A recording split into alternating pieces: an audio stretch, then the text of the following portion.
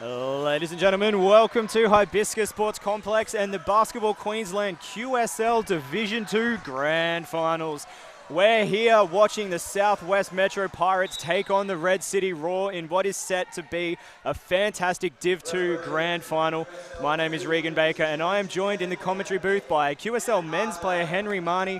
Henry, it's going to be a great game to kick things off here this evening. Let's clear things up. I don't play the game anymore. Never have played the game at a high level.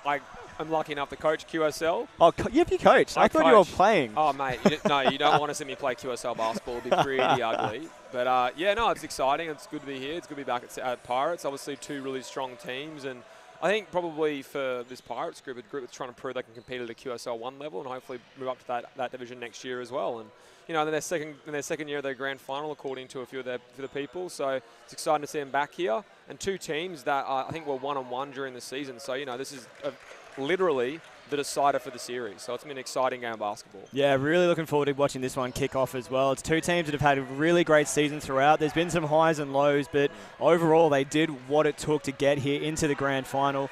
Two teams that I'm really excited to see. I haven't watched a lot of QSL 2 this year, I'll be completely honest, purely with NBL 1 commitments and other bits and pieces, but I have looked at the stats, I've looked online, and I have seen bits and pieces of the games here and there, and I'm really looking forward to how these two teams come up against each other. Red City Roar well and truly have the height advantage coming into today's game, and also some of the skills advantage as well. Cassie Dover coming into this Red City lineup from the bench. That is one coach backing up for a QSL 2 game. Let's go. So it is going to be a great game of ball. Southwest, a little bit smaller, a little bit faster. So a really quick-based team, really good shooting from that outside arc, whereas Red City, a really great team that has a lot of depth and can obviously penetrate quite well and get inside. See things underway here. We're going to kick things off with a 3-second call to open things. Not the way they would probably want things to start, Red City. And they're going to give Southwest the first clip. But you can see early on they're trying to take advantage of their strength, which is the size. They went to the post up nice and early and just sort of seemed intent on getting in there early and getting touches and trying to play off that. Whereas here you go, Southwest showing their advantage. Bit of speed, pick and roll. And a great first bucket there for Southwest. They open the scoring 2-0. And that one goes to Christiane Farley. So great work from Southwest early on. Red City unable to convert on their first shot. Great offensive rebound, though. They go again. Just hits the deck. Manages to hold on to it. Balls up for the 3. And a wedgie from Penelope Lynch. Who's getting up together? I got it. You don't see a lot of wedgies in basketball these days. It's been a while since I've seen one of those ones. It's a real shame, to be honest. It's a beautiful thing. It's a beautiful part of the game. If anything, it should be worth more points rather than a jump ball because that takes a lot of talent. Yeah, it's a special cut. When someone wedges in on a dunk, I honestly feel like it should be an M1. Go to the foul line.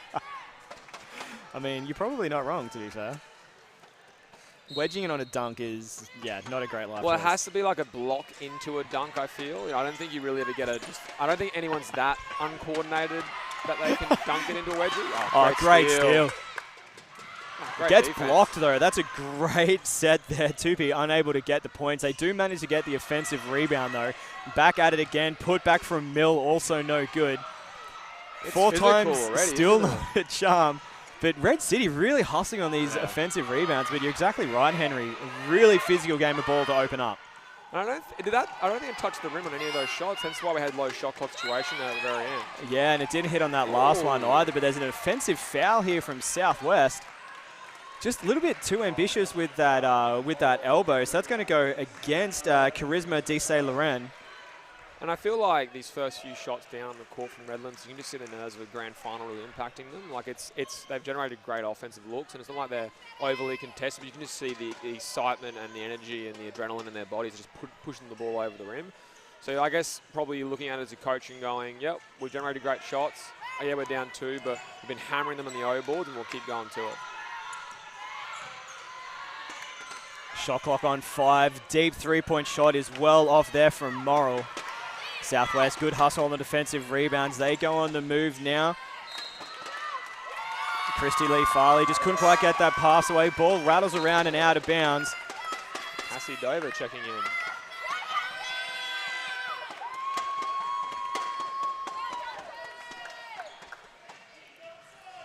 And And it's interesting, so these are the top QSL teams for these two respective associations. So a couple of these girls will be playing a bit of NBL 1. Obviously, Cassie Dover is the NBL 1 coach at Redlands as well. So it'd be a pretty high-quality game of basketball considering that. Yeah, absolutely. And, you know, it is two really good quality teams as well. And I've also just realised, I thought I recognised a name on the score sheet, but didn't put 2 and 2 together. Carrie Mill for Red City Raw. Used to play QBL and... Oh, I can't even think of what QBL was called before QBL, but Carrie used to play here at Southwest in that league before even QBL existed. Oh, wow. So a very seasoned player and wife of NBL famous referee Mark Mill. Oh, I'll be honest with you, I don't really know who Mark Mill is, but I'll take your word on it. I guess that comes from my refereeing background. Know a little bit of everyone. Sophie Ackley gets to the line here. And it's interesting. Like I feel like I'm watching a bit of rugby union. We've been stuck in one half of most of the game so far, but the other team has just managed to get breakaway and get a few easy lap to start us off with, and now some free throws. You know, Southwest look to continue to extend that lead, and they do so. First bucket there from Ackley is good. And you're exactly right, Henry. Like, realistically, possession has been dominated by Red City to open up this game. But Southwest has just had those couple of possessions where things have just gone the right way or rebounds have fallen the right direction and they've got themselves the lead. Dover, nice handoff inside. Great shot too for Jane Morrill. Great play there. Like, saw she had someone coming and just didn't need to rush things at all. So, nice pass from Cassie Dover. That's their first points of the game. Yeah, down 1 Red City. Dover hustles, gets the steal. Plays. Back over to Morrill. Almost loses it, manages to recover. Long pass across the court, almost intercepted. It's back with Dover now. Finds a player in the corner. 3-point shot is up, but that's short and into the front of the rim. Rattles around out of bounds, and it'll be Southwest ball.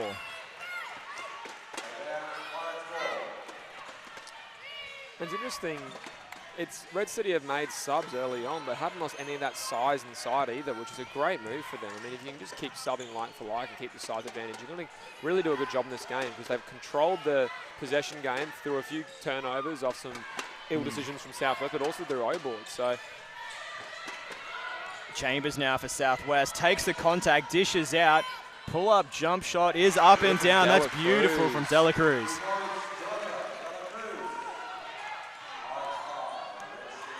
Apologies, let me just fix up the score. 5 plays 2, Southwest in the lead by 3. Ball with Mill now, top of the 3-point line. Takes the screen from Dover, pulls up for the 3. That never looked like it was going to miss. Carrie Mill for the tray. The minute left her hand. Chambers for Southwest, tightly defended by Morrill. There's a clear directive here from Redlands to not allow. There we go, great move, great steal. The 2 veterans out on the floor just really leading this Red City side, Mill and Dover. Yeah, and you can see last time down, Redlands have a clear directive to try and get the ball out of Papani Davis's hands to Southwest, and have done a pretty good job of that so far. Farley goes to work underneath, puts it down for the 2, takes the lead back for Southwest, and it was a good hustle down the other end for Southwest as well, getting the block on Belford's shot. They haven't had a lot of the possession, Southwest, but they're just getting that shooting percentage at the moment and converting on the opportunities that they need to. Ball inside to Mill.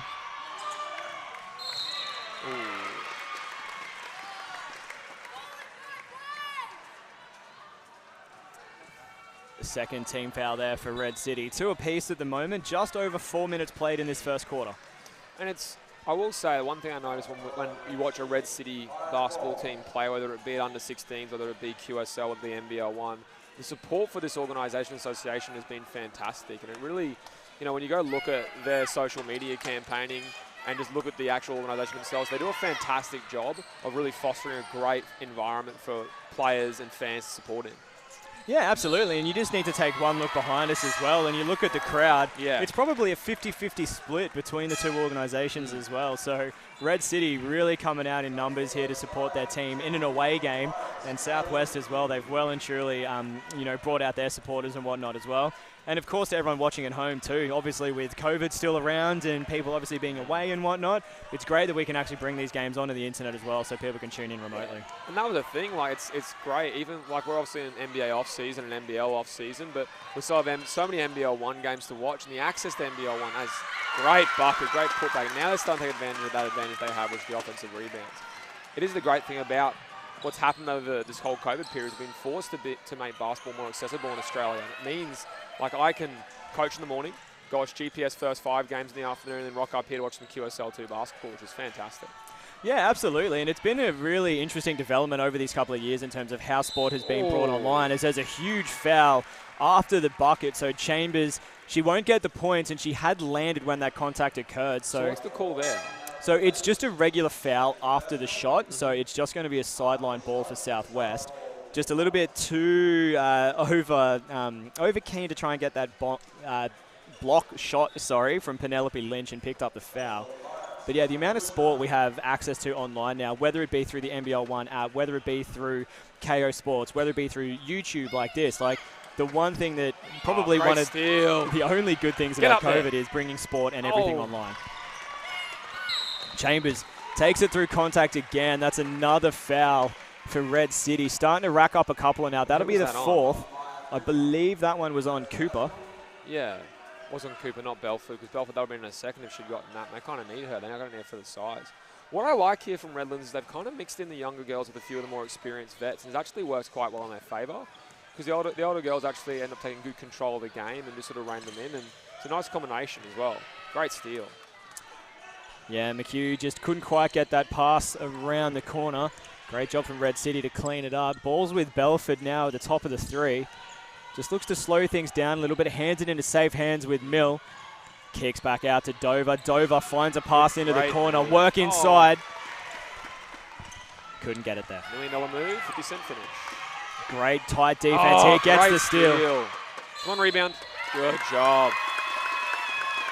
Belford's been everywhere defensively. She's had about 3 or 4 steals already. You can just see that length on her. Like, she's that longer reach and just moves very well for a girl her size as well. Yeah, absolutely. And, like, you do love to see it when you can get taller players that are quick on their feet as well, because, you know, you get to the point where, not to badmouth my man, but like the Tyrell Harrisons of the world, they've got height and length, but they don't necessarily have as much athletic ability as, you know, what Belford is sort of displaying. She's quick, she's fast, she's got reach, but she's also got basketball IQ. Yeah, she's getting into positions to get those steals.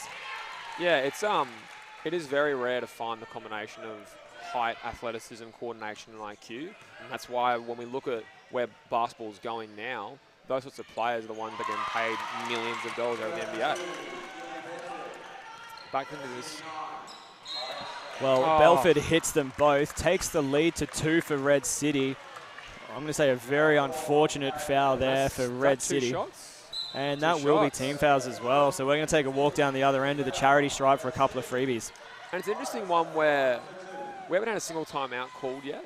And I feel like as a coach sitting here watching, I kind of don't mind that. I feel like there hasn't really been anything that's really addressable from a coaching perspective. There's been no clear run. There's been no clear advantage that you can't waver away, that you can't really fix. And so it's kind of been just a slower game, I guess, because we're at, 8 fouls now. And I feel like I've been here for 20 minutes and we've only had, 6 minutes of game time. McHugh goes 1 from 2. I'm assuming younger sister of Southwest's NBL 1 player Susan McHugh? Yeah, I would guess, or a relative. I'm sure someone's going to correct me in the YouTube comments, but yeah, I would make an assumption. Regan, if we weren't here to be corrected, we wouldn't be here. Oh, mate, I refereed for 9 years in the QBL. I was born to be corrected on everything.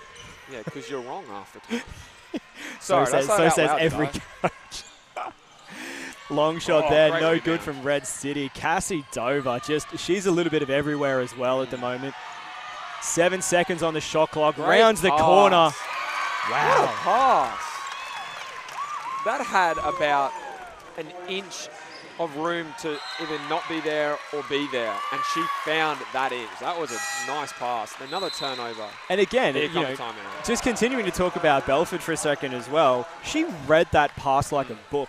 You know, it was a challenging pass to make for Dover, but the fact that Belford had that cut down the keyway, picked up that challenging pass, which only just made to position and then finished as well, like that's just showing all class from this Red City side and explains why they're up by 3 with about 4 minutes to go here in this first quarter. Yeah, and I think obviously the timeout comes off the back of that turnover, but I think the turnovers have been a consistent problem here for Southwest. Obviously there's been offensive rebounds as well, but it's not like Red City have really killed Southwest in the offensive rebounds. It's been most of these backcourt turnovers. Well, I remember a couple of times we've had that Cassie Dover assist into a layup, and then we've just had obviously a few scores down here as well and a few free throws.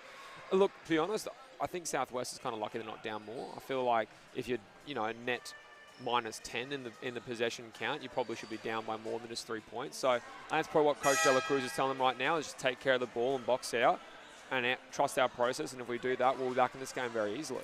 Yeah, absolutely. And, actually, to Southwest's credit as well, they've had very little possession in this game so far, and they're only down 3. Yeah, exactly. So what that tells me is 2 things. One, they're converting really well on their end. So when they do have the ball, they're taking smart shots. They're moving the ball around. They're looking for open opportunities. But also defensively, they're doing a really good job to stop Red City from putting points on the board. Of this 6 and a bit minutes that we've played, they've probably spent 4.5 minutes defending, and Red City's only scored 11 points. Yeah, and I feel like you watch them now, there's a very deliberate packing of the paint. Whether that's because they don't think that Red City can shoot, whether that's just part of their defense. They actually are really tight in their help spots, and they work really well as a group. It's like the old definition of you want to be connected on a string, and they're never really separated by more than a few meters. They can just help and help and help over again. Oh, Chambers, nice drive down the center of the floor. Couldn't quite get it to land, though. Ball moving up the floor now. Ooh. Belford couldn't quite thread the needle. Great intercept by McHugh. Chambers with it again now for Southwest. Nice tight defense from Red City, just keeping them outside that 3-point line. They're inside now, and there's a foul. Yeah, and that's sort of a bit better, I feel like, from Southwest. A couple times, I feel like Redlands have done a great job of getting back in transition to sort of force them into a half court. There was a little bit of breakdown. They obviously scored in the half court, but it came out of transition stuff, and they just had a bit of a mismatch, went to it, found it, got a good foul. Coach Dover just putting her hand in the air saying, I'll take that foul call. Whether she was the one that actually got the foul or not, I don't know, but she was very quick to claim it, because I have a feeling if it wasn't on her, it would have been on Belford. It did on this occasion. Yeah. Yeah, no, I wasn't good that one as a player, I will admit. I was always the one arguing they didn't have the foul on me. Yeah, I'd be on 0, my teammate would be on 4. I'm still just like, nah, wasn't me. No, I'd always be on 4 and just sort of walk away sheepishly. Just a consistent fouler every single game.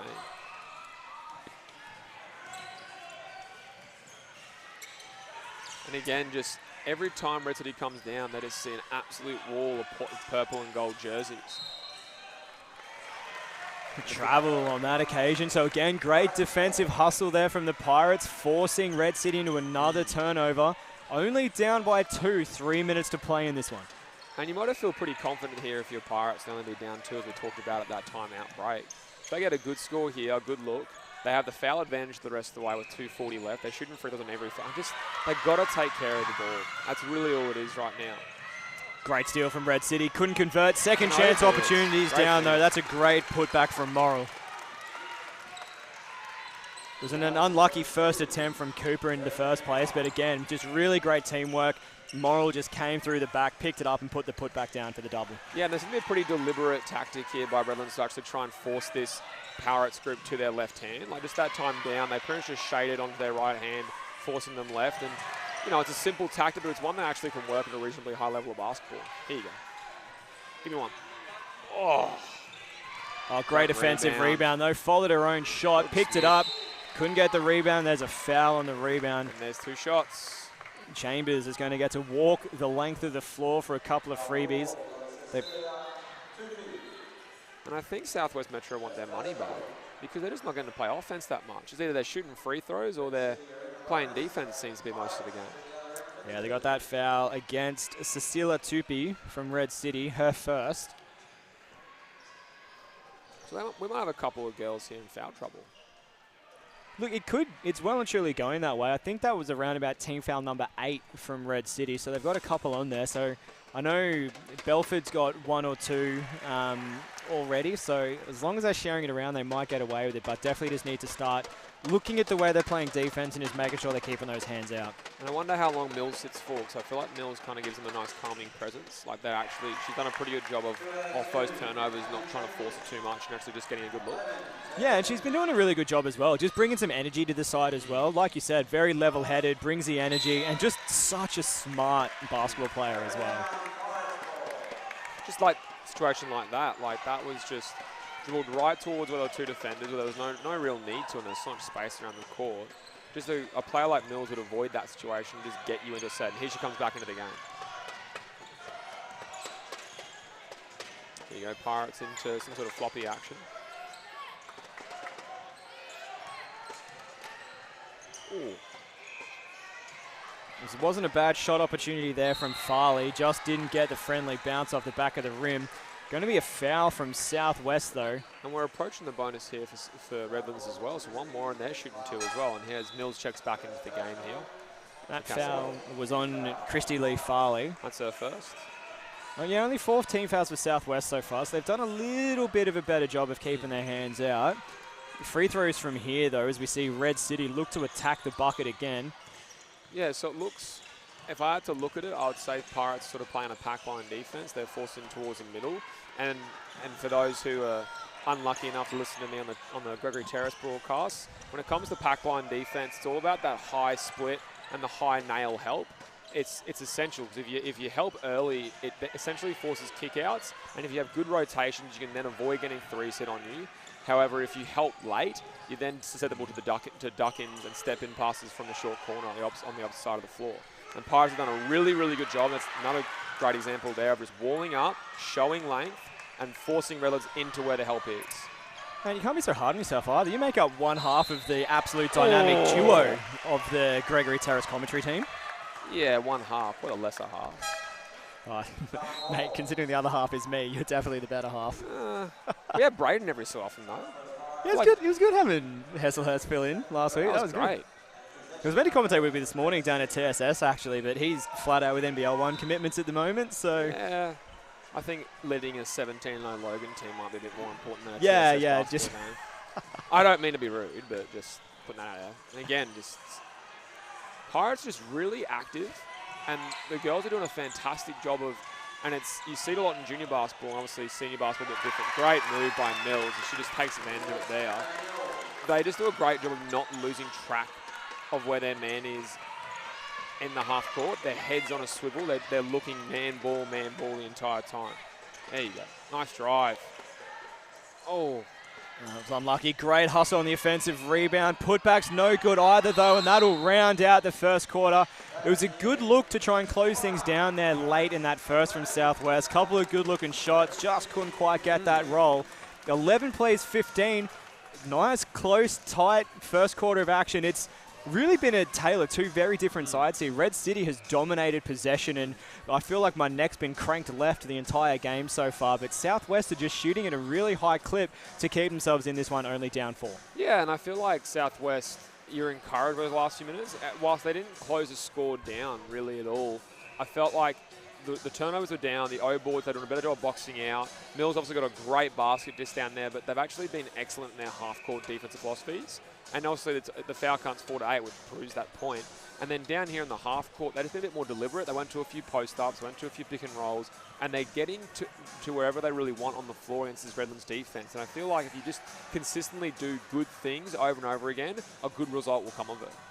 Yeah, absolutely. And like, it's only going to get better from here as well. You know, 4 points the difference coming to this first quarter time break. Southwest, I still feel like they have so much potential. You know, they had it a little bit easier in that first quarter. They played a lot of defense. We haven't seen a lot from their offense and how they structure themselves offensively and what moves they actually have to get the ball into the paint. So I feel like we just haven't seen Southwest play yet. So they could really come out firing in this second quarter and put on a show to, you know, kind of surprise this Red City team. But at the same time, there is so much depth, so much talent on this Red City side. It's going to be a lot for Southwest to compete with. Well, you just wonder what Farley's foul count situation is right now. That's why she might be out of the game. I think she might have gotten her second. She's actually had a pretty good impact when they've been able to get the ball down into the half court. She's pretty physical. She gets to the rim with ease, and she has a nice finish around the basket. So I think when she comes back on, they'll probably look to her a bit more in pick and roll and out of the post up. But other than that, they've been able to get the ball down in transition. They just haven't been able to execute and finish in transition. So I think Chambers does a great job of pushing that break. And I'm hoping that they can keep doing that and get this game a bit more close. Yeah, she's done a really great job, Chambers, as you sort of mentioned. You know, she's just hustling for every single shot. She's gone to the free throw line a couple of times. She's worked hard on defense and gotten herself into a good position. So as a whole, you know, this Southwest side has so much potential to continue pulling themselves back into this game. But a very, very unfortunate foul there for Cecilia Tepe. Yeah. She just didn't quite get herself into position, and they've got her for the foul. And I feel like it's kind of a difference of styles here defensively. Redlands are high up, denying in the lane, although they need a bit of help there, I guess. But they're really trying to make things hard and difficult in terms of denial defense for the Southwest group, which is probably why there's been the turnover count is so high, as opposed to this Southwest team, which is just sort of sitting in their pack and just waiting for them to drive into them. Great work from Southwest, hustling to get that steal, coming up with the opportunity again. De Saint Laurent hands off to Chambers, gets it back again. A little bit of a loose carry there. Manages to get it back to Chambers, who steps into a three. Oh, looked good out of the hand. Yeah, both of her three-point shots have looked really, really good. The first one in that first quarter, obviously ending up in that foul after the shot. That one looked clean as, just didn't quite get the friendly bounce. Jeez, having Dover and Mills out there is such a luxury for this Redlands team. Those two people just get a great rebound. Oh. Especially if you then turn around and add, you know, Keely Belford to the mix as well. Like, those three as a whole have had such a strong game today. Yeah. God, he loves that as a coach. Love Chargers. Yeah, Charisma, De Saint Laurent just picked up that one. That'll be her third personal foul as well. And I was about to say that we haven't seen much of her today. She must have picked up 2 early fouls, and it's just unfortunate. They only have 5 team fouls in that first quarter, and she's picked up obviously 2 of them. It's just such a shame. Yeah, and she's been a really good energy player out on the floor as well, so a little bit disappointing for Southwest to see her sit on the bench. Oh. We have our third charge of the game. This one an illegal screen going against Jane Morrell. Just didn't quite get that position in time before the actual screen was set and the player moved around. So, and I have to say, for Bruce Palmer's sake, that's why you fight over screens. That is why you fight over screens. That is one of the best plays you can get in basketball.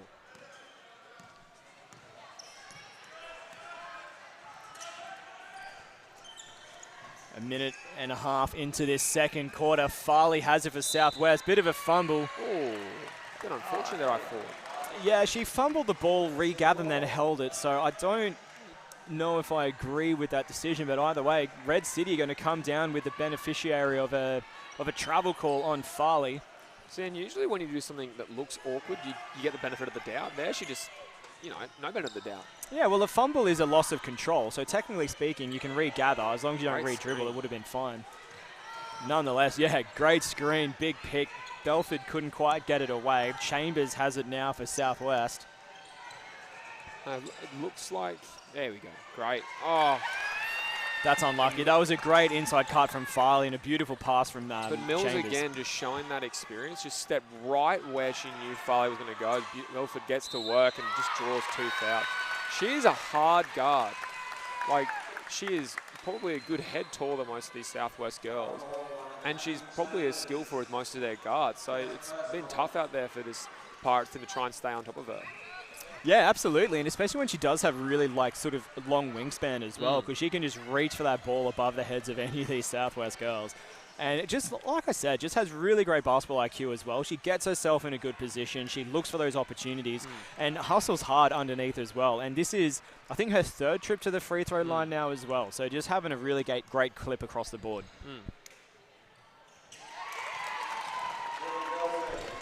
Only goes 1 from 2 from the free throw line. Takes the lead now up to 5. This is a hard Redlands group to play against. They are big at every single spot. Like when you have Cassie Dover essentially playing a 3 spot for you. Oh, Mills on the run there. I thought she was going to get it. Yeah, it's just hard to play against. Dover, nice shot fake from 3. Hands off to Belford. That one rattles out. Good job, Mills. Yeah, Mill, just such a hustle player, fighting down for it underneath. And like you said, it is a very tough Red City side to come up against when you do have such a wealth of experience out on the floor, when you've got sort of Mill and Dover at the helm, and you've got such a talented young side as well. We've seen amazing things from Belford so far. Morel has had a really great game as well. Cooper has had a pretty positive impact on her little bit of time as well. And it just sort of shows you the depth of talent in basketball in Queensland, and that this is the second division of our QSL competition. So obviously we have the NBL 1 and the QSL 1 and the QSL 2. And it's the level of basketball you're getting at this level, and we'll see it also later on in the men's game. I was trying to explain it to a young player that I work with, and I was sort of saying, I want to come in and play at a high level, and I sort of have to explain to him, QSL, it actually is a ridiculous high level. It's 10, 15 years of under 18 gold players essentially being selected. So even if you are a top-ranked player in that competition, you're walking into and competing with another 10 years of those sorts of players as well. And so it's really awesome to watch this. Like, QSL is actually a very good level of basketball to watch. Yeah, absolutely. And especially when you do have some of like the more senior NBL 1 players, sort of slowly want to take a step back and not commit to as much training, whether it be for work or whatever purposes it may be. Like, we've seen some really strong NBL 1 players drop back into QSL, and it's a great competition, especially for new clubs coming into the mix as well, or the likes of Toowoomba, for example, having stepped out of the NBL 1 program and now playing QSL. And also, what a great experience that is for those younger players who are just coming fresh out of juniors, to be able to play with ex-NBL 1 or ex-QBL players and get that experience and have, that sort of calmer head around you. Yeah, absolutely. And timeout on the floor as well. Still only a 5-point ball game. It's been a ridiculously low-scoring second quarter so far. We've only had a handful of points. It's very much a defensive game at the moment. Offense down both ends seems to be a little bit of a struggle, but defensively, both teams are really just sort of putting everything into stopping that scoring. Yeah, and I think, obviously, there's been a pretty deliberate focus on just sort of packing the paint. I feel like Pirates may have dropped back into a bit of a 2-3 zone the last few times down, and I just don't think, really, other than that Mills 3, I can't think of many outside shots being made today. I think Cassie Dover looks very comfortable shooting the 3 ball, but hasn't been able to make one yet. I think it's only a matter of time until she does make one. And it's just about, I guess, cracking it open. I think once one goes down, we'll start to see more, and we'll start to see the offense open up. And the other thing is, it's just been a deliberate focus on trans D. Like, I feel like every time there has been a steal, there's either been a purple or a grey jersey getting back to try and stop that fast break and just try and force a tough shot, or force a kick out and force a half-court offensive set. Well, it's going to be interesting to see how things unfold from here. Red City still dominating the possession for the most part of this game. Southwest, little bit of work to do, but they've got possession of it now. Let's see if they can put a couple of points on the board and start to close down this 5-point gap that Red City has. Yeah, and I don't mind that timeout from Red City. I feel like if they get a good look out of this and can just get a nice score, then it sort of makes the whole thing worth it, because they didn't get the gap bridged at all, but they just went quiet and cold for a few minutes there. So yeah, back into a 2-3 zone here, Pirates. There's a good-looking 3-point shot from Papane Davis down the other end of the floor for Southwest as well. Between her and Chambers, they've taken a couple of really great-looking shots. They're just not landing, but they're the right shots to be taking, as we see another bucket there for Red City go down. Yeah, and obviously they've called out timeout to obviously discuss the zone offense and just sort of get themselves organised, and just a really nice look, just inside top. This is one of the misunderstood parts, I guess, of the zone offense. Is it doesn't, obviously shooting helps crack zones, but if you have good interior presence and you can spread a team out and get it inside, it actually makes attacking the zone much easier. 3-point shot off there from Ackley. Southwest again, they're getting the open 3-point shot. It's not hitting. Smart of Red City to not necessarily put so much pressure on that 3-point shot. They're about 0 from 6 at the moment from deep Southwest. So Red City really just packing the paint defensively and stopping that drive inside. And I think it's kind of I'll keep daring you to do it until you make one, right? Like that's probably what the coach is saying from the bench. She's sort of saying, well, until they make one, we're treating them like they're non-shooters. Yeah, well, purely because it's fresh in my mind. The exact same thing happened this morning when I was down commentating TSS basketball. TSS missed 5 3-point shots in the first quarter. So Churchy just backed off and didn't play. They came out in the second, hit 4 in a row, and all of a sudden you had to change your defensive game. I feel like Southwest is trying to do the exact same thing. Once they hit a couple of those threes, Red City are going to need to change the way that they're playing their defense. And that was just another great charge from Jane Morel. I think it's the second one she's taken this game. And she just, gets in position well. A little bit of an instigator from what I can see. She loves taking a charge and getting back up and starting clapping. And, you know, a player of my own heart. It's one of my favourite things to do on a basketball court. So, affecting the game down on the defensive end.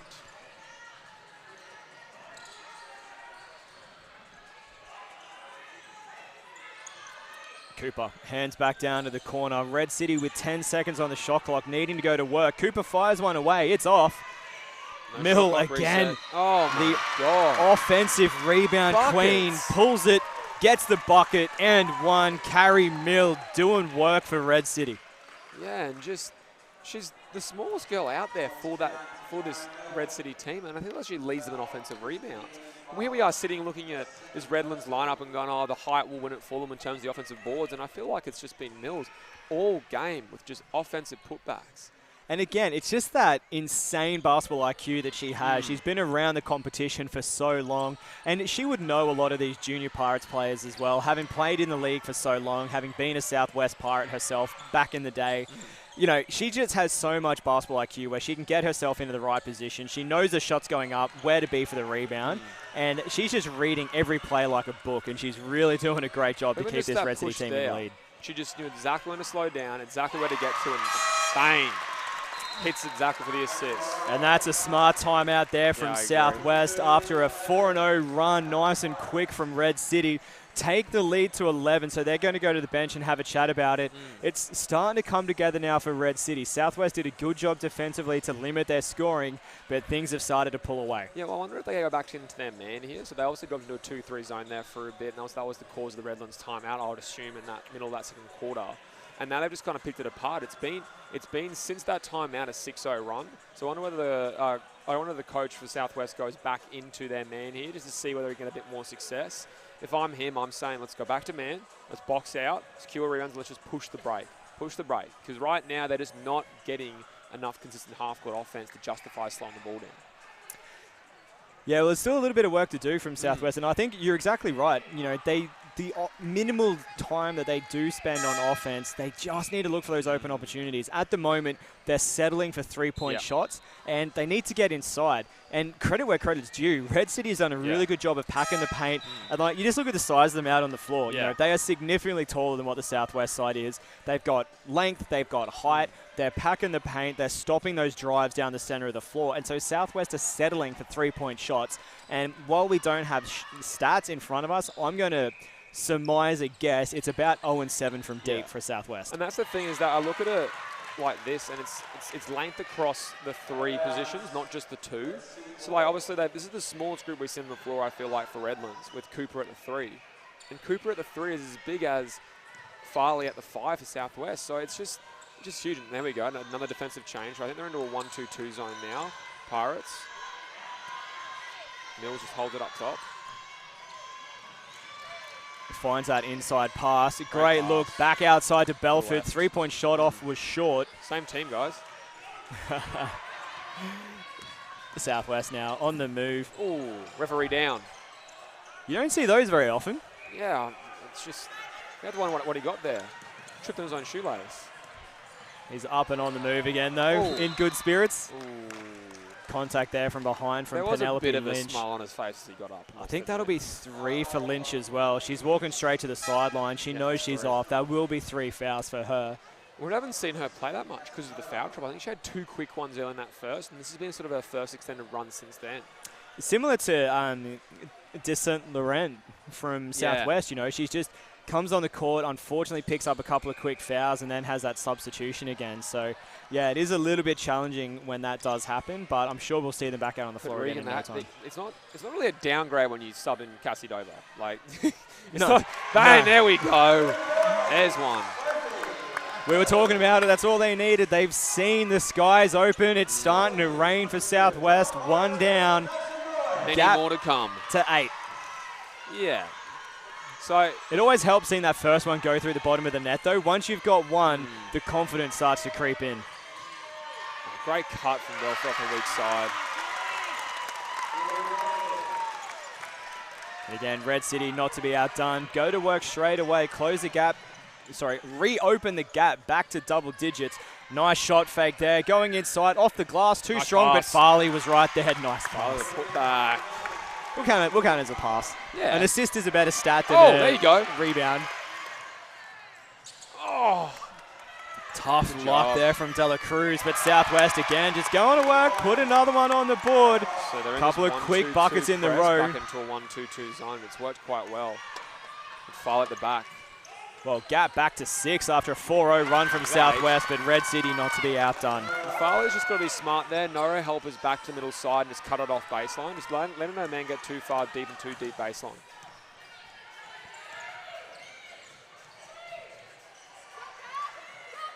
Great D. And a foul here from Red City as well. I think that's going to go. The Red City faithful. I'm not happy about that one. No, Maya Cooper just picks up another one. That's the 4th team foul. It'll be her second personal as well, yeah. And a much better job here by Red City. I feel like they've reduced their fouls this quarter, and it's been massive for them. They've just been able to run off of it and then just try and break that zone very easily. Well, Southwest has also got some momentum behind them as well. Like, you know, things are really looking up for them at the moment. They've had a couple of quick buckets in a row. That 3-point shot, couple of buckets. That one looked good, just a little bit too strong. But Southwest has put 7 points on the board in a matter of about 2 minutes. So that will definitely boost that confidence. And they've managed to get a couple of quick stops on Red City as well. Yeah, and I feel like Papani Davis is going to be the difference maker here. Oh, in the corner. Right back at you. Yeah, I feel like Papani Davis is going to be the difference here for the Southwest group. I feel like every time she's caught in the half court and got a bit of space to work with, she's done a really fantastic job of just attacking the rim or creating for others. Oh, nice move. Oh, Georgia Phillips takes it herself, puts it down. Georgia with a J. With a double J. Double J. Must be slippery out there. Yeah, it must be. Ref down, players down. Mills wisely pulls it out, slows it down. Little hook there. Great D. Great D. Oh, gets it back though. De La Cruz might still have it, still does. Great hustle from Southwest. They're on the move now. Just going to pull back now is Ackley. 40 seconds to play here in this second quarter. Oh, do you really need that early in the shot clock? Mill hands it out. Couldn't take a clean one. Steal from Farley. Southwest with 30 seconds to play. We're going 2 for 1. We're going 2 for 1. Quick shot. Yes. And it's down. Oh, no. My mistake. Not 2 for 1. It's a great look from Christy Lee Farley. Just gets herself inside, and that's a nice looking shot, recognizing that she had Cassie Dover in front of her and just going, nah, let's pull up and take the running jumper. So it looks like Red City are going to hold for the final shot of the quarter. There's not long left in it. Clock.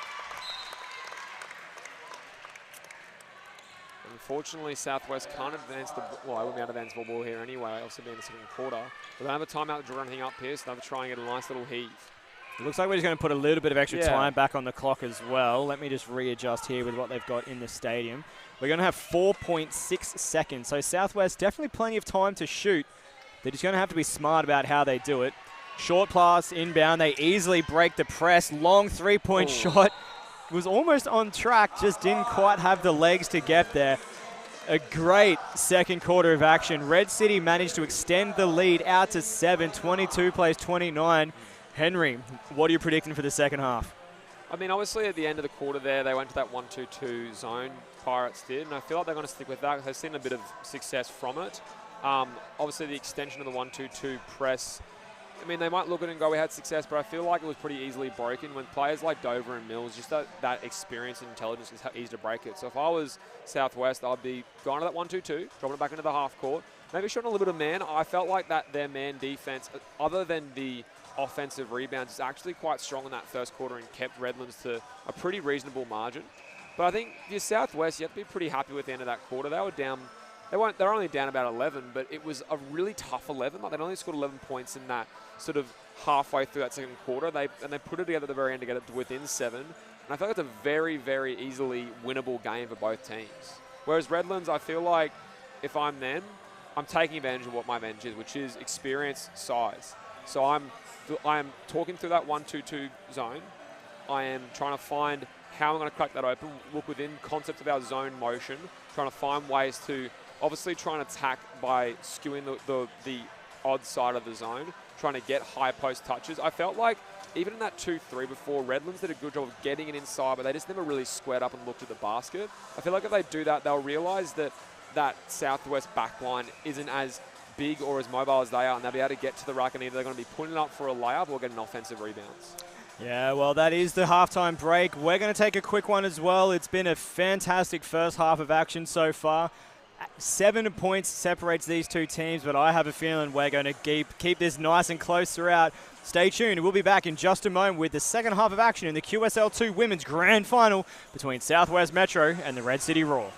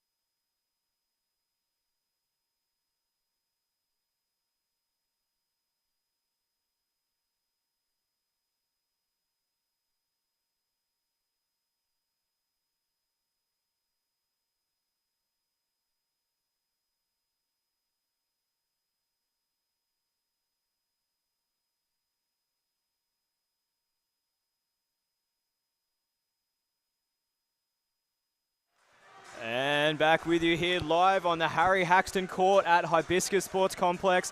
22 plays 29. Red City edging their way out to a 7-point lead in that first half.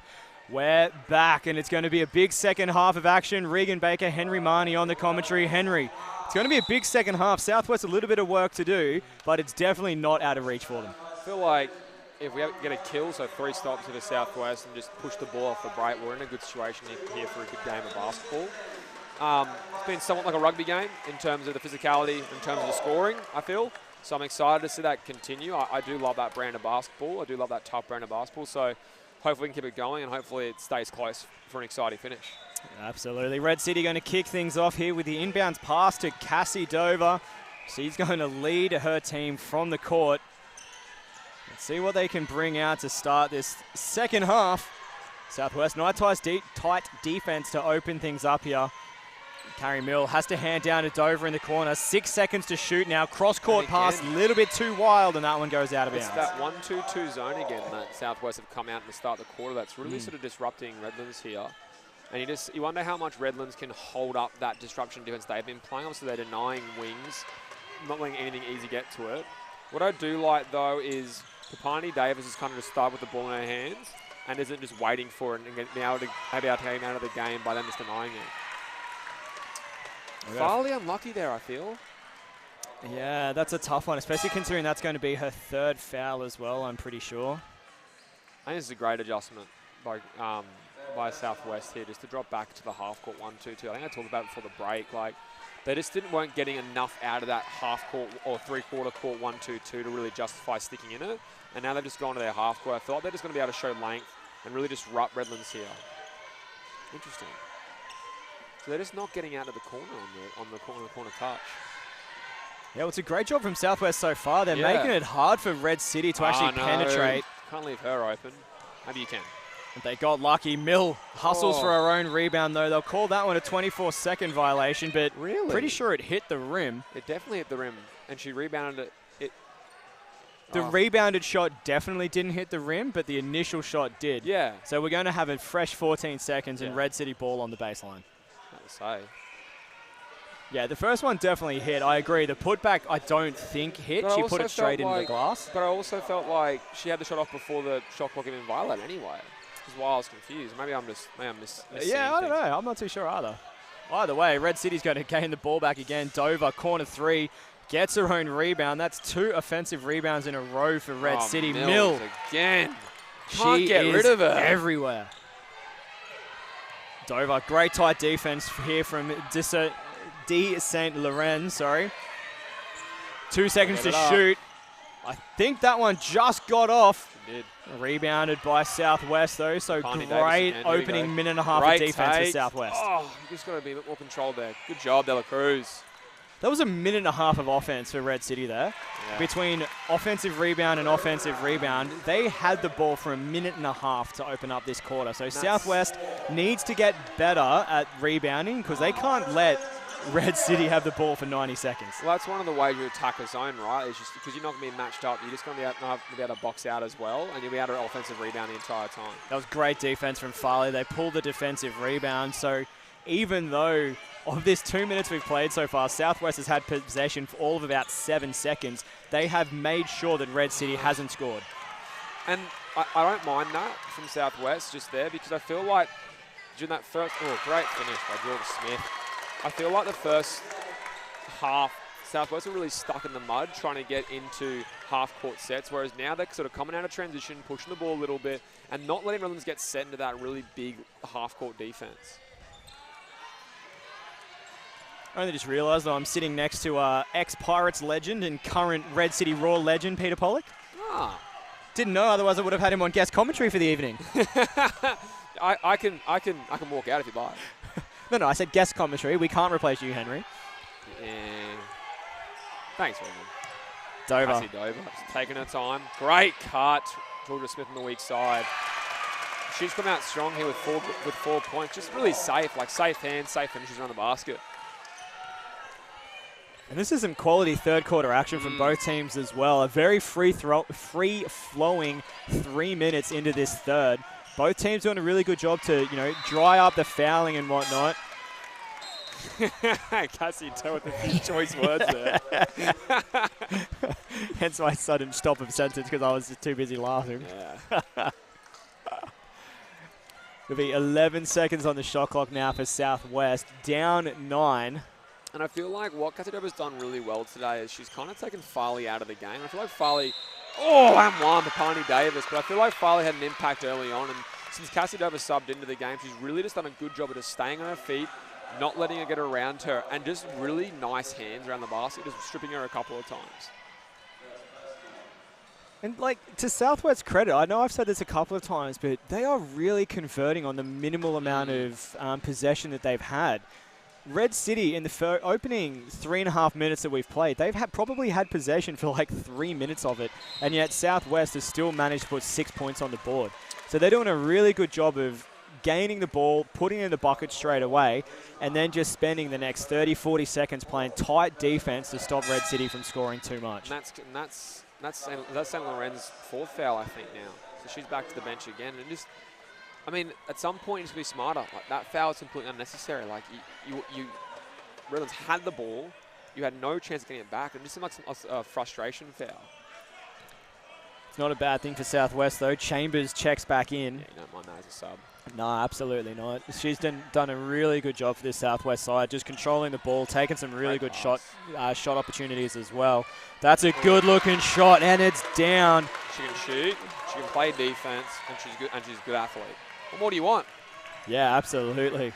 Keely Belford having a great game here in the women's QSL 2 Grand Final. Southwest look to go to work. That one's just off to the right. They can't get the rebound either. Cassie Dover benefits that one off the tip. Chambers had a tough task of defending. Did an all right job, though. Belford now hands off to the corner. It's the benefit of that 1-2-2 zone, at least in the full court, as they can kind of extend with 2 people at the front. Great D. Belford not overly happy with that. Thought there was a little bit of contact on that one and wanted the foul. They've got her for the travel, though.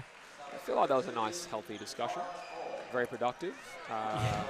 Just voice some frustrations. Just need to talk with the manager.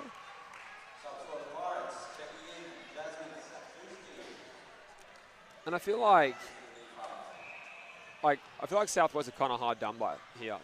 In terms of they started off this quarter. Obviously, the offensive rebounds are an issue, but they did a good job of getting 3 straight stops. And then it's just not. It's not now to convert down this end really at a high enough clip. Oh, and that's going to be a lot of contact underneath. There. Yeah, absolutely. Just got Chambers in the shoulder. And you wonder whether that's just a frustration foul.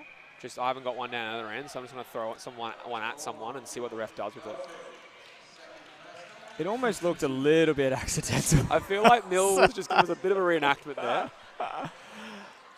Oh, classic. Can you get done for a flop warning if you're acting? Like, can she get done for a flop warning if she just randomly falls to the ground? Oh, I feel like that. Oh! I felt like her own player just ran into her there. Am I seeing things? Oh, if I had have thought about it early enough, I could have actually grabbed the replay, but I wasn't thinking. I was too busy just going, what has just happened? That was fantastic. The only thing that I can think of, I think it was her own player that took her out, but if a Southwest girl pushed Red City's teammate who then took out Mill, then that's fair enough. But yeah, I missed the start of it, unfortunately. Good box out. There we go. Now run. Oh, there you go. Nice. As soon as we get a break, I'm going to find that replay because I want to watch it again. Yeah, and so we come back down here. It's like that was sort of what you want to see from Southwest. It's just more opportunity that they push the ball in the fast break off a stop and just get a nice early shot. And also they're not converting it right now, and it sort of is being a bit frustrating. But I feel like it's the right idea. Because they're doing a great job down here defensively. I feel like Redlands, other than offensive rebounding, haven't really figured out, as is another foul here on Georgia Smith, haven't really figured out how to attack consistently this 1-2-2 zone. I feel like they've gotten to late shot clock situations so many times and have just been bailed out by offensive rebounds.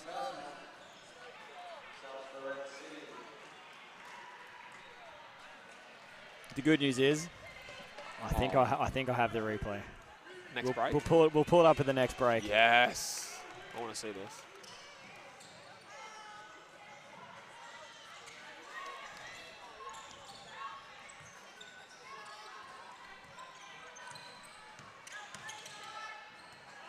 Stella cruises downhill. And again, late shot situations. Ackersley gets it here with 4 seconds left on the shot clock. And Redlands has just done a fantastic job. That's Belford again, just moving her feet, showing her length, and forcing a turnover. She's really impressed me this game. I feel like she's been the absolute standout player for both teams here.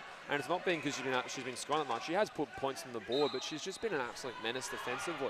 And just understands that I don't need to try and block shots by trying to put my hands in or put my hands down. I can get block shots and get steals by just being in the lane, being long and being athletic. But she's got to stop getting... Still 26-36, and of course, as I say that, 2 points on the board for Southwest, closes the gap to 8. They just got to be able to crack beneath this 8-point gap. I feel like they get down to 6 or 4 points, then we start getting a bit more of a hyper situation. But Redlands have just always had an answer when it gets down to this sort of amount. Oh, right idea. Couldn't quite execute, unfortunately. Oh, we're going to have a look at this replay. Let's see what actually happened. It's a pretty small screen for us. Oh, no, I've got speed limiting on it. Let's go back to 100%. So they're just getting ready to pass the ball in bounds. We're going to miss a little bit of action here, but that's okay. So here's Mill. Mill's. No, it was just her own player backed into her. Well done. You're right. That was some fantastic acting. Good job. That's basketball. No, well, she got away with it. That's basketball, Regan. It's not acting, that's basketball. Perks of live replays. And she's even doing us a favour there and tying her shoes so we could show the replay. Yeah. It's like she knew what was going on. How high is her IQ? Helping us out on each end of the floor. Ooh. Give it up, give it up, give it up. 4 and 3. Geez, Mills still moves unbelievably well, considering that she's obviously, I would say, past her peak. She's just very quick to get back there on defense, and I think part of it is just awareness. Like if you're a more experienced player, you know exactly when and how to use your speed and your athleticism.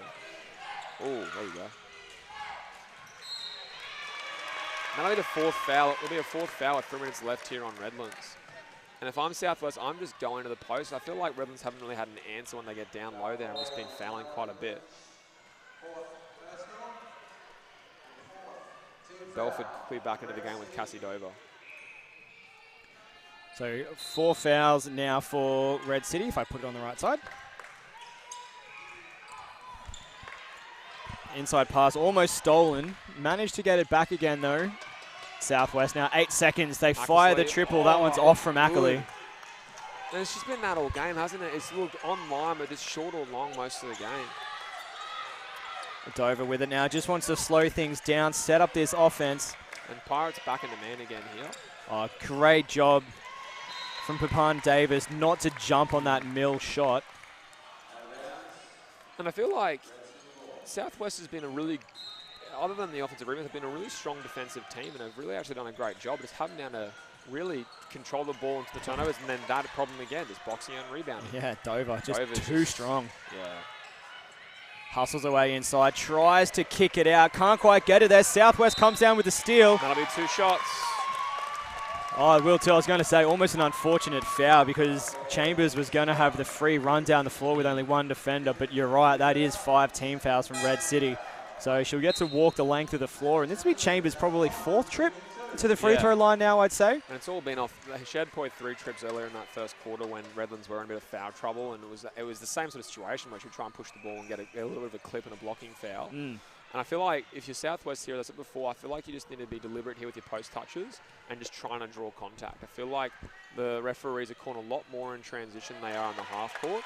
So I'll be trying to find contact in transition, not to deliberately draw contact, but really trying to force the issue and just try and take advantage of this high foul count here.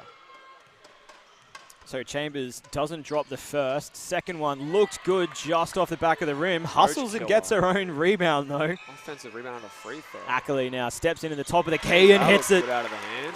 Gap back to 6. How can they get it down to 4? Can they get it down to 4? If they get down to 4, then I can see this game's turning on them. Oh, Ackerley just unlucky there. Great rotations, though. Stay on the ground. Oh, no. Dover wide open on 3. Takes the shot fake. Inside, kicks it out, and that's a good-looking long shot for 2. That's what Beautiful a from does for you, Tupi. right? Like, just gets you the right shot. Doesn't force it, doesn't freak out, no situation. And just gets you a wide open mid-range jumper. Sakyuki, no luck on that one there. Red City coming with the defensive rebound. Good job. Chambers great hustle. Amongst it. She's been everywhere for this Southwest side. She's been a warrior this entire game. Ackley, pull-up jump shot is good from the corner. Come on, one more stop. 32-38. Now we're starting to hit up a little bit. Yeah, we've got ourselves a contest. 6 points the gap. Red City has it. Dover post up coming right now. There we go. Great job from the defenders from Southwest. There were 2 in there. Both stayed grounded. Cassie Dover's shot was off. Southwest now hustle inside, flicks it up. Can't get the fall. I think I said this earlier in the game. I feel like that's where Papani Davis has been at her best, just out of that free-flowing offensive transition. She's quick. She's clever, as you just showed there with her 2-foot step through finish. And I feel like if she can just keep getting and being that first receiver in transition, Southwest is going to have a lot more success in the offensive end.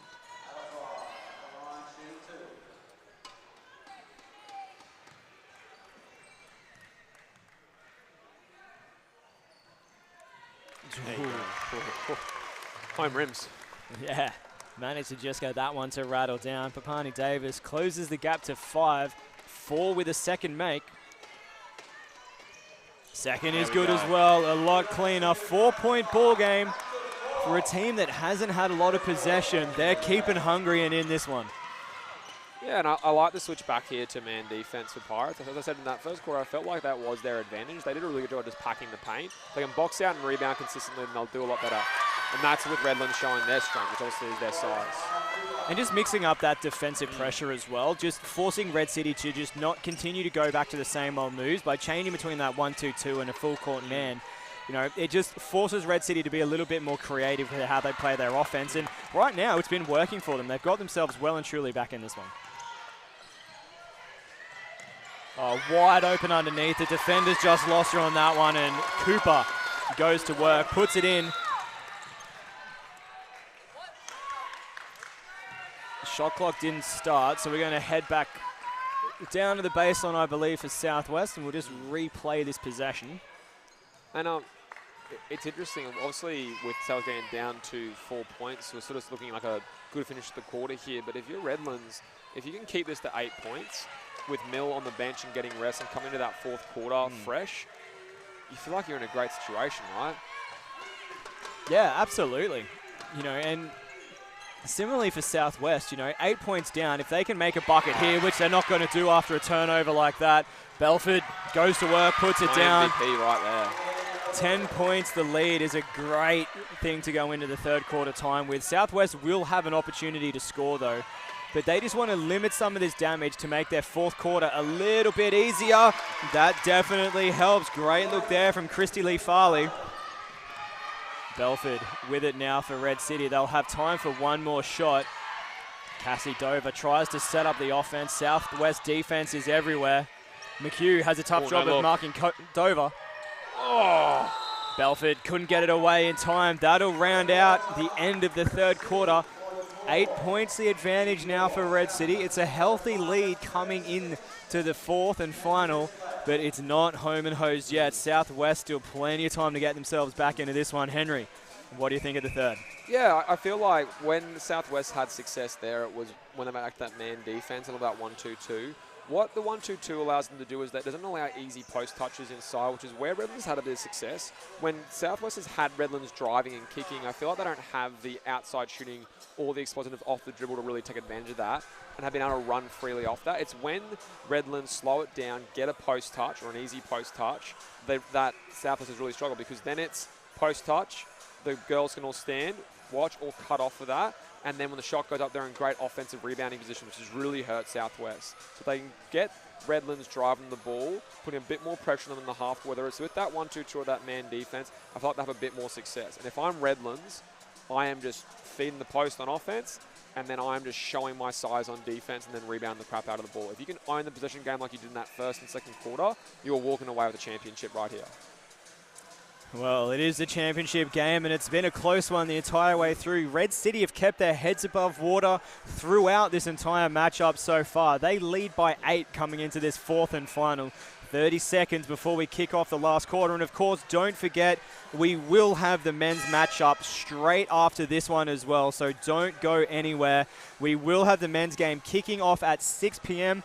You're on the right link. There is no separate location to go for that one. We'll have a holding slide and come back at 6 p.m. as Southwest Metro Pirates take on the Sunshine Coast Phoenix. That game at 6 p.m. after this one. But before we get too far ahead of ourselves, it has been a fantastic women's grand final so far in the QSL Division 2 finals. Fourth quarter about to kick off. Red City in the lead. Can the Southwest fight back? We're about to find out. I will preface this next statement with saying I have no horse in this race, but I kind of want Southwest to make it a little bit closer here for an exciting fourth quarter for myself. I do love an underdog story, and I've also grown up in Southwest, so obviously I also want the Pirates to come back. Aren't they the 1 seed? So how are they underdog? I guess it's their team. There you go. Look, I've been at Southwest since the club was formed. I am an OG founding member. When was that? We've been, what, early 2000s, right? No. Earlier than that. It was like 1996 or something like that. I was like 4 or 5 when I first started playing here. Okay. Yeah, a whole bunch of families came together and created the club, my parents being one of them. Oh, nice. So I've been here forever and a day. Yeah.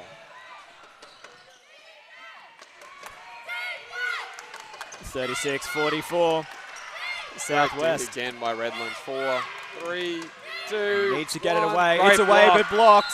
Chambers benefits from the block shot. Couldn't get it away in time, though. Turnover to open things up.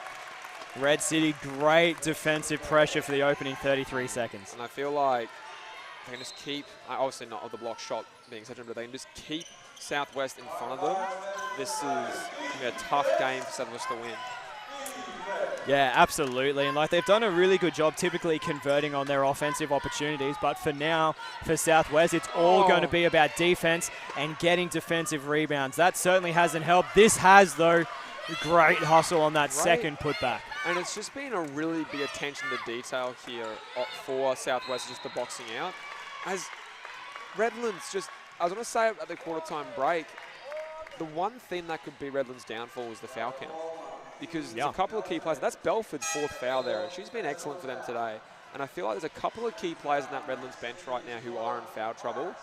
And that's what can kill you. It's honestly what can kill you in the end. Well, and I agree with you. Like, that is a big blow, you know, for Red City as well. Commentator's MVP probably would be Keely Belford so far if Red City comes away with this win. She's been absolutely everywhere, has done a really great job across the board, hustled in absolutely everything. So a big loss. She'll sit out the next couple of minutes, probably come back on towards the end of this fourth quarter. That shot a little bit wild from Ackley. They don't get the O-board either. The thing is that, like, obviously you have Belford's down on the bench, and then Mill hasn't come back into the game yet. But again, Georgia Smith is calling to go. Third time. Fourth time. Southwest need to pull those rebounds. They've got 3 players sort of standing out, not even really trying to hustle and get in there. That's like 5 offensive rebounds in a row right there for Red City. Yeah, I think part of it is it's been a pretty short rotation here for Southwest coach, Gavin Dela Cruz, and you can just see it's wear and tear on the girls out there. They're starting to really put their hands on their knees. And you wonder if a timeout or just maybe a short rotation of a bench player here will actually help them out. Here we go. Piney Davis is the matchup she wants. Get to the rack. Great move. And that's, again, I know I keep saying it, but I feel like for Piney Davis, when she catches it in transition when a one-on-one situation, it's just too hard to guard for this Redlands team. Yeah, well, gap back to 6. Southwest get the opening points of this quarter. Great screen. Great hustle, great steal. There's Davis again. Give it up. 3 on 1. Give it up. There you go. Nice early pass to Farley. Farley goes to work. Timeout. Here we go. And a very smart timeout from Red City. That's a great way to open the fourth quarter from Southwest. It was 8. It's now 4. They've got the only points of the fourth and final quarter. You said you wanted a close game, Henry. It looks like it's going to shape up that way. Love some close games. Well, I feel like obviously the Belford sub hurt the Redlands. They had to do it obviously for foul reasons. Is she in foul trouble as well? So I'm interested why we're not seeing her right now. I feel like either it has to be an injury or foul trouble, because I feel like she takes control of this game pretty well. I don't think it's foul trouble, because to be honest, I don't even think she's got one. No, it wouldn't surprise me. She's the sort of player who would get away with not get away. Sorry, that's an incorrect term. She would push the physical barrier to its limits, and then be smart enough to know when to stop. Is that a nice way of saying she gets away with it? Yeah. Okay, yeah. cool. Awesome. No, I feel like she does a good job of just defending without fouling. Absolutely. And she just, as you said before, we also talking about IQ. I feel like spatial awareness is one of her strengths. Offensive rebounding, for her, she doesn't watch the ball. She watches the space and where the space is, and she sort of predicts where the ball's going to bounce. So as you can see, she comes back into the game here. I feel like this is the move for you. You get her back in here. I feel like Cassie Dover comes in, still in the game right now. I'd be interested to see if Cassie Dover needs a break towards the end of this fourth quarter here or not. I feel like probably she'll say no. And then you probably end up with Belford coming back into the game at some point as well. Yeah, I definitely would love to see Belford check back into this one. She's been such a fantastic player for this Red City side, so having her on the bench is definitely not helping their campaign at the moment. They've got possession of it now. Really smart timeout from the Red City team. They try to go to work. Great hands underneath. Can they get the steal? No. That's fine. 19 on the shot clock. I guess you're sort of hoping you can force a shot clock violation, because the rebounding hasn't been great today for Southwest. But putting it politely, Henry? I'm trying to be polite, mate. So 7 seconds to shoot. Dover tries to fake Farley, but doing a really... Farley did a really great job to stay grounded there. Offensive rebound, put back. Mill. No, over the back from Mill. Then over the back, was that the call? And Mill's starting to get a little bit feisty as well. Interesting call. I mean, I don't necessarily disagree with it though. Yeah. Mill has definitely launched. To be fair, I was looking at through my small screen, so I couldn't really see where she jumped from and where she landed. It did look like she came from behind and landed on top of the defender.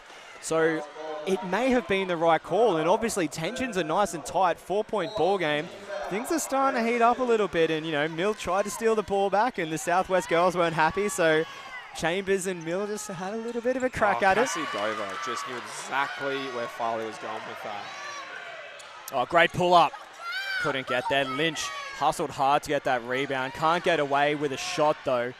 Dover open as a door. Oh no, 3 baby. Look it down, Cassie Dover. Yeah, you cannot let Cassie Dover take a shot that open.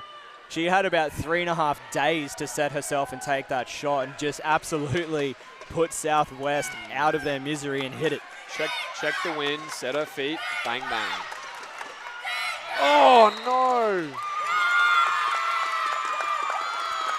Southwest just a couple of crumble plays in a row there. And you can see Mill with her experience is really just exerting a lot of pressure on this young Southwest team. Like, she's obviously doing a really great job of just bodying up Papani Davis. And just there, she's just getting in the ear of Chambers, and it's really starting to frustrate her a little bit. Lynch has to pull up. There's 8 seconds on the shot clock. Dover fakes the 3. Great job of keeping down yet again in a steal. And a steal back again. Yes, Dover ends up with a great hands from behind. I think it was Mill that would actually get the steal. Handoff into the corner. Great Cooper. Patience. Lynch. Great move. Through in the key. Oh. We've had 2 oddities in this game. One was a wedgie, and the other was a 3-second in the key. You don't see that called often. 2 of those, I think. I think it was one in the first quarter as well. Was there? It was more the fact that it was out of transition that I was surprised they called it. She was camped there. She was camped there from when they turned it over, but I was just more surprised that they called it that quickly. Is that going to be... Is that foul, or what's the call there? Nah, just out of bounds. Just out of bounds. Because next foul, it's 6 minutes left in this quarter, and it's one more foul, and Pirate to shoot the rest of the way. I mean, that's kind of been the story of Red City's night, really. Every single quarter they've ended up in foul trouble. So, it hasn't been one of their best performances in terms of keeping their hands out. That one's going to be against Chambers. Puts her hand up straight away. Owns it. Well, I feel like at some point, there's Laurent Shahir, she is coming back into the game right now. I feel like, Coach De La Cruz has to gamble here on his player. She's on 4 fouls. It's your grand final. Essentially all or nothing at this point. She's been, when she's played, she's been probably one of their better players. We just haven't seen much of her because of the foul count. You just got to trust her here. Maybe hope that the referees put their whistles away in the last few minutes of the grand final and just see how she goes. Well, similarly with Belfort as well. The last thing you want to see in a grand final is 2 of the better players from either side get fouled out. Belfort's been phenomenal, so definitely want to see her finish this outfit. Another keyway. And that was their Saint Laurent really doing a great job there of just fronting the post and making it really hard for Red City to get a post touch inside. And that's what I was saying at the start of this quarter is if Southwest found a way to effectively negate the post-up threat that Redlands have, so here by fronting the post, they'd have a bit more success. They just got to convert here on the offensive end. 7 points, the lead now for Red City. Southwest desperately wanted a bucket there. Wasn't any good from Farley. Great defense from Cassie Dover. Yeah, I feel like Farley's gone to that well a couple of times and just found it empty over and over and over again. And if I'm her, I'm not going at Cassie Dover. As Red City just continue to chip away and take the lead again up to 9. Southwest need to string some offenses together here. They find Farley inside. She just manages to get a hand on it. There you go. If I'm Pirates, I'm just getting Tapani Davis. Oh, Lynch. Safe. It is great defense. She can put it away here. Oh, great D. Wow. How did that go down? And you've got to wonder how long they'll wait here to get a time out here, Pirates. It's kind of all or nothing. It's been a bit of a quick run here by Redlands, and it's really starting to put the game away. Yeah, and Southwest are starting to crumble as well. They're starting to panic. They're taking, that's 2 or 3 rush shots in a row through heavy defense and off balance. They really do need that timeout just to steady the ship, pun intended, and just right their offense at the moment, because at the moment they're just rushing through those offenses and they're really not taking steady shots. Yeah, and that's going to be 2 shots. Ooh. I have an injury down there. Yeah, Ackley obviously just landed a little bit gingerly when she went down on that one. She has to shoot free throws, right? Yeah. Well, unless she gets subbed, and obviously then the sub will take them. She's not looking real good. I think it's wrist, actually, by the looks of it. I thought it was a rib, but yeah, I think you're right. I think it is. Oh, well, she's going to shoot her free throws. Either that or she's done a soccer acting job there and has sold foul. The Redlands bench just working over the refs a little bit, just reminding them that there are 2 teams here, and you have to call fouls on both teams. I mean, to be fair. Yeah, they've been more physical. Yeah. Yeah. Like, I actually think the refereeing has been really good in this game. Like, really, really good. They've done a fantastic job of just keeping things consistent. Yes, the foul count itself isn't even. Red City has had a lot more fouls.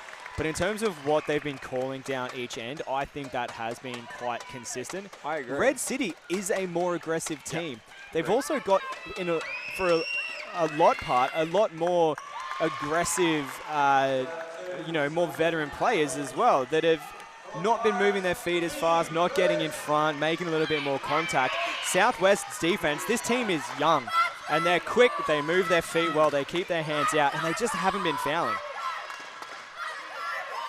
Dover makes it. Give me the ball, let me go to work. There's the timeout.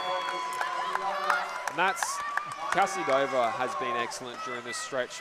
It's really just been her experience. That big 3 to start it off with, and I feel like she's kind of found the advantage every single time for Redlands. Just by there, it was just taking her time getting to a spot. Previously, it's been by trying to find the right person in the offense and then just getting them the best possible shot. And they're just showing their experience here, Redlands.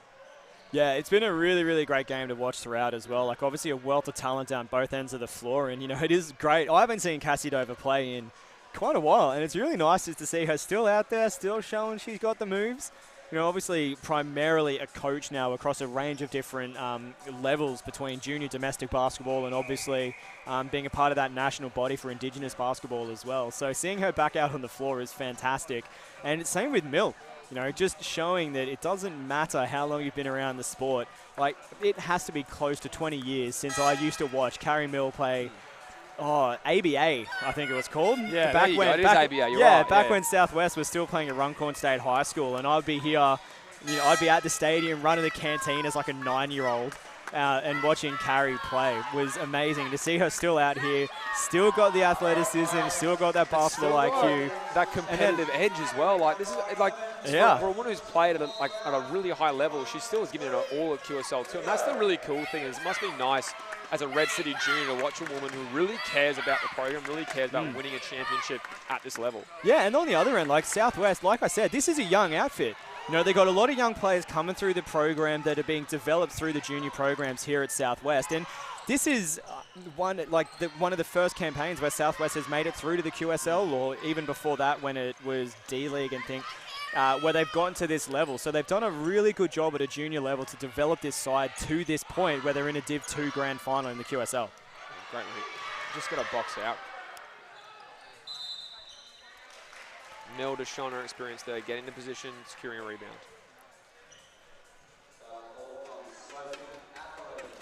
Ackley picks up the foul on that occasion. Only her first personal. There's a few people in foul trouble at the moment, but she's certainly not one of them. Yeah, and that sort of has been the story, I guess. There's a couple of key players in foul trouble for Southwest in terms of St. Laurent. And then obviously with Redlands, almost every player. But what's been kind of, I guess, the beauty for Redlands is they've kind of spread the foul count around. With the exception, obviously, of Guildford, they've actually had no key players really in foul trouble. Oh, that's an unlucky miss there from Belford. It looked good out of the hands, just bounced out. We've got an injury here for Southwest.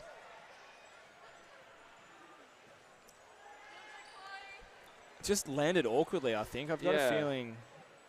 So who's that down? Is it ankle or is it wind? Looks like ankle.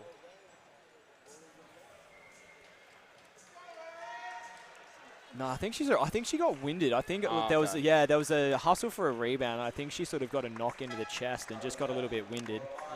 Could be wrong, but she's going to just take a quick break. Chloe Butcher. She only sort of just checked into Chloe Butcher, since the first quarter.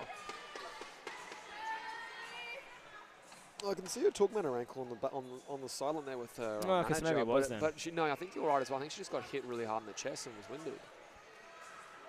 They stopped the game quickly there. I guess that they were on the defensive end. They kind of had to, right? Yeah, it's because she was under the bucket. Yep. And so because Red City was on the attack and she was under the bucket, any drive to the bucket, any shot, she was at risk of more injury. So you kind of have to stop it straight away. Lynch, great job with the putback. I'm not going to say putting the nail in the coffin quite yet, but they're starting to build a coffin. Oh, yeah, they're getting the nails ready. They found the hammer. Well, here's another analogy. She's sharpening the sword. She's smithing the nails. That's 2 shots again.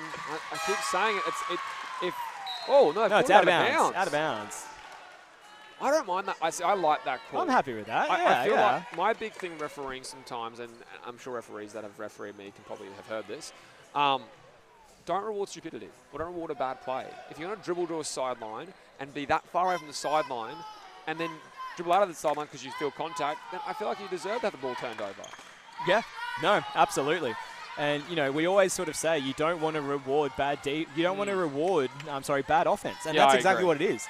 You know, at the end of the day, if you're not moving the ball to the center of the floor or looking for teammates to pass the ball to and you're taking it to that sideline, you shouldn't be rewarded because you made a silly decision. What you're actually doing is you're helping the coaches re-emphasize their points. Because then the coach can go, you didn't get a foul call, you don't get rewarded for doing dumb things. And guess what? We're all best friends. I won't yell at you. You won't get upset at me. It's all good. Well, Southwest on the attack now. Farley hands it off to St. Oh, no, apologies. Oh, it was St. Laurent. Oh, it was St. Laurent. Yeah. That's just how I thought it was, and I was second-guessed myself for some reason. Regan, don't second-guess yourself. You got this. Trying to do too many things at once. Yeah. All I have to do is just stand here and talk. And if you're Southwest, you're going to love this because you're stopping the clock, you're getting 2 shots for one of your key players who didn't really play that much today. And if I'm them, it's probably you have to throw that 1-2-2 3-quarter press back at them again just to get a bit of extended pressure and just try and get some turnovers to try and push the ball down their throat and try and take advantage of that foul count advantage right now, which is just getting 2 shots every time you're getting fouled. And that was unfortunate there from D. St. Laurent. It looked like it was going to go down. It just bounced out last minute. If she misses this one, she might get another. Carrie Mill broke. Oh, there you go. Carrie Mill just apologising to everyone in the arena. Sorry, my bad. It's okay, Carrie. We'll forgive you. Oh, I think Dover went that time, but they made the shot. The minute she did it too, she knew. Ah, damn it. Not again. I love that no one else bothered to even move because they're like, well, there's a break. I ain't rewarding that. She'll dribble into a corner.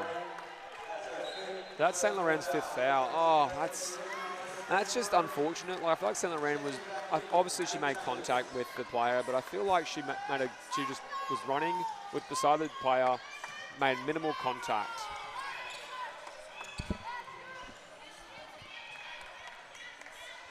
In the corner from Lynch. That one is a little bit too strong. Over the top. The ball here. Straight into the pocket of Ackley. Reverse the ball. 2 minutes to play. That one no good either for Southwest. Unfortunately, just Lynch. Walk it up now and just really get setting their offense, not force anything. Yeah, nice easy offense now for Red City. And at some point, I mean, you never really want to just, walk the clock out for 24 seconds, but Redlands essentially can here. Instead, they're going to take a 3-point shot. It Lynch actually looked pretty good from Morrill. Lynch is just going to keep hammering them on those O balls. Oh, reverse pivot, spin baby. cycle. Woo! Let's go. Nice. There it is, I think. It's a great looking move underneath. And I think that Redlands bench is very rightfully celebrating. I think they're going to be bringing home a championship tonight. Oh, that's good from Ackley, and it's down. Red City going to make a couple of subs as well. We are going to see Belford check back in for this last minute and a half. Has your vote changed? Because Cassie Dover's done a lot to try and convince me of the MVP vote. Look, I'm going to give it to... I'm going to go Keely Belford anyway. It is definitely a close contest between Belford and Cassie Dover. Yeah. But just coming into the program, like Belford is obviously... I'm going to guess somewhere between 18 and 22. Young player, doing a really great job in this division. She's been absolutely everywhere, offensively, defensively. She's shot well. She's hustled hard on defense. She's moved the ball. She's rebounded. And, you love to see that from a young player sort of coming through the program. And I think she's got a bright future ahead of her. So she still gets my vote. And I think it's a bit of recency bias. Cassie Dover was getting buckets in the 4th quarter. And there she is. There we go. There's my vote. We're done. Seal the deal? Seal the deal. Yeah, I feel like Belford was just everywhere to start that game. And I felt like in a game where we were sort of saying Red City weren't really taking advantage of their opportunities, but she was just creating more of them. She was offensive rebounding with Mill. I think she had 3 or 4 steals in that first 5 minutes of the game. And just was really intelligent with her defense, was just solid, stays in front, shows her length, doesn't try and reach in too much. Like, honestly, I've been very impressed with her. Well, Henry and I have said that it's Keely Belford for the commentators MVP. Feel free to post your comments in the chat as well. Let us know who you think should be MVP. Is it Cassie Dover? Are we right with Keely Belford? Should it be someone else? Let us know what you think. MVP 1 minute MVP? to play. Yeah, the people's MVP. Yeah. I wouldn't be upset with you if you said Cassie Dover. I feel like she's been pretty excellent. Is that going to be Belford? Yep, Belford's 5th foul. Oh, I thought that was on Ackley. No, I think they've called that on. I'd be honest, I actually think it was on Belford. She lost the ball and then I think she just hooked up Ackersley's arm. And, she's going to have to sub out of the game, which is a bit of a shame now because it's her 5th foul, but that'll be 2 shots as well. But she's done an excellent job for her team. No, I think they're going to call it as an offensive foul, though, because technically Red City was still in control of the ball. Even though she technically lost personal control, it was still team possession. So I think she's just reminding. I think she's reminding this Southwest Pirates team what the scoreboard was. So there's going to be a technical foul on the bench as well. Because she was technically fouled out, the technical goes on the bench. So we'll have our free throw, and then we're going to come back because that was a team in control foul. Even though it wasn't a standard charge or a legal screen like you would normally see, it was still a team in control offensive foul. And it's going to be a learning moment there for Belford. As we said, a younger player, she's got to learn to, you're up. If this game was a little bit closer, a technical foul in a grand final in a close game can be an absolute killer for your team. But luckily she's got the 13-point lead still.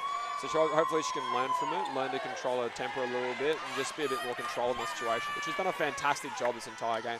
And you can understand her frustration. She just wants to be out there with her teammates to celebrate it and finish up a really good grand final effort. Yeah, absolutely, especially when she has had such great performance out on the floor as well. You know, she wanted to be able to finish that fourth quarter, and you know, it was a rough call as well. Like, you know, losing control. There was a little bit of a loose hustle for the ball, but like, I definitely see where the referees came from. But it's definitely a sucky way to sort of finish a campaign in a grand final. I agree. Well, Red City are going to take a timeout as well.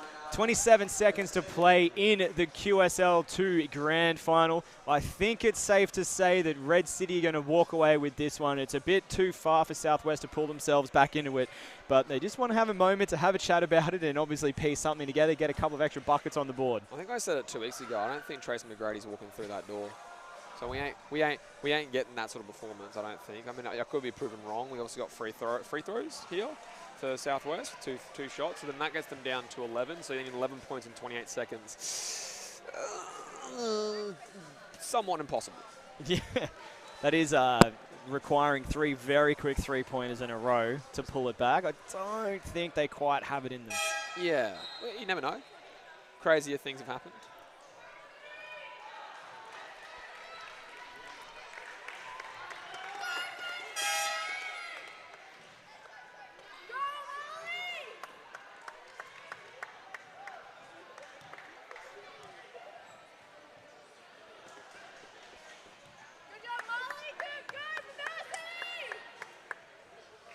So this is the first.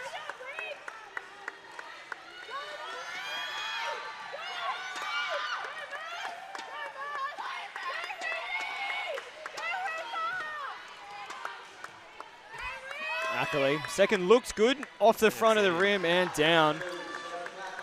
And you just think the ball over halfway, the shot clock to get down to 0, and you walk into a championship.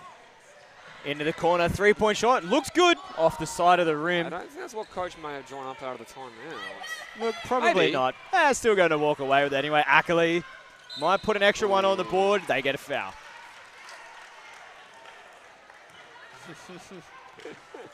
And you can just see her teammates having a chat with them like, come on now. We just need to survive 11 more seconds. We don't need a quick 3. We can just walk it down, get set, and just walk into a championship.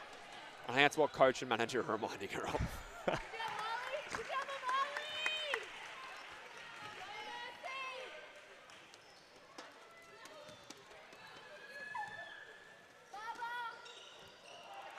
Akasui goes 1 or 2 to the line again.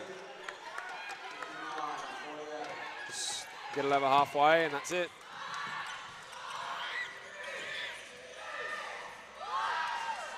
And that'll do it here from the QSL 2 Division 2 Grand Final. Your champions, the Red City Raw, 48-59. It was a well-fought battle throughout the afternoon, but Red City just maintained a little too strong for Southwest, but a fantastic campaign throughout the season and a really well-fought Grand Final as well.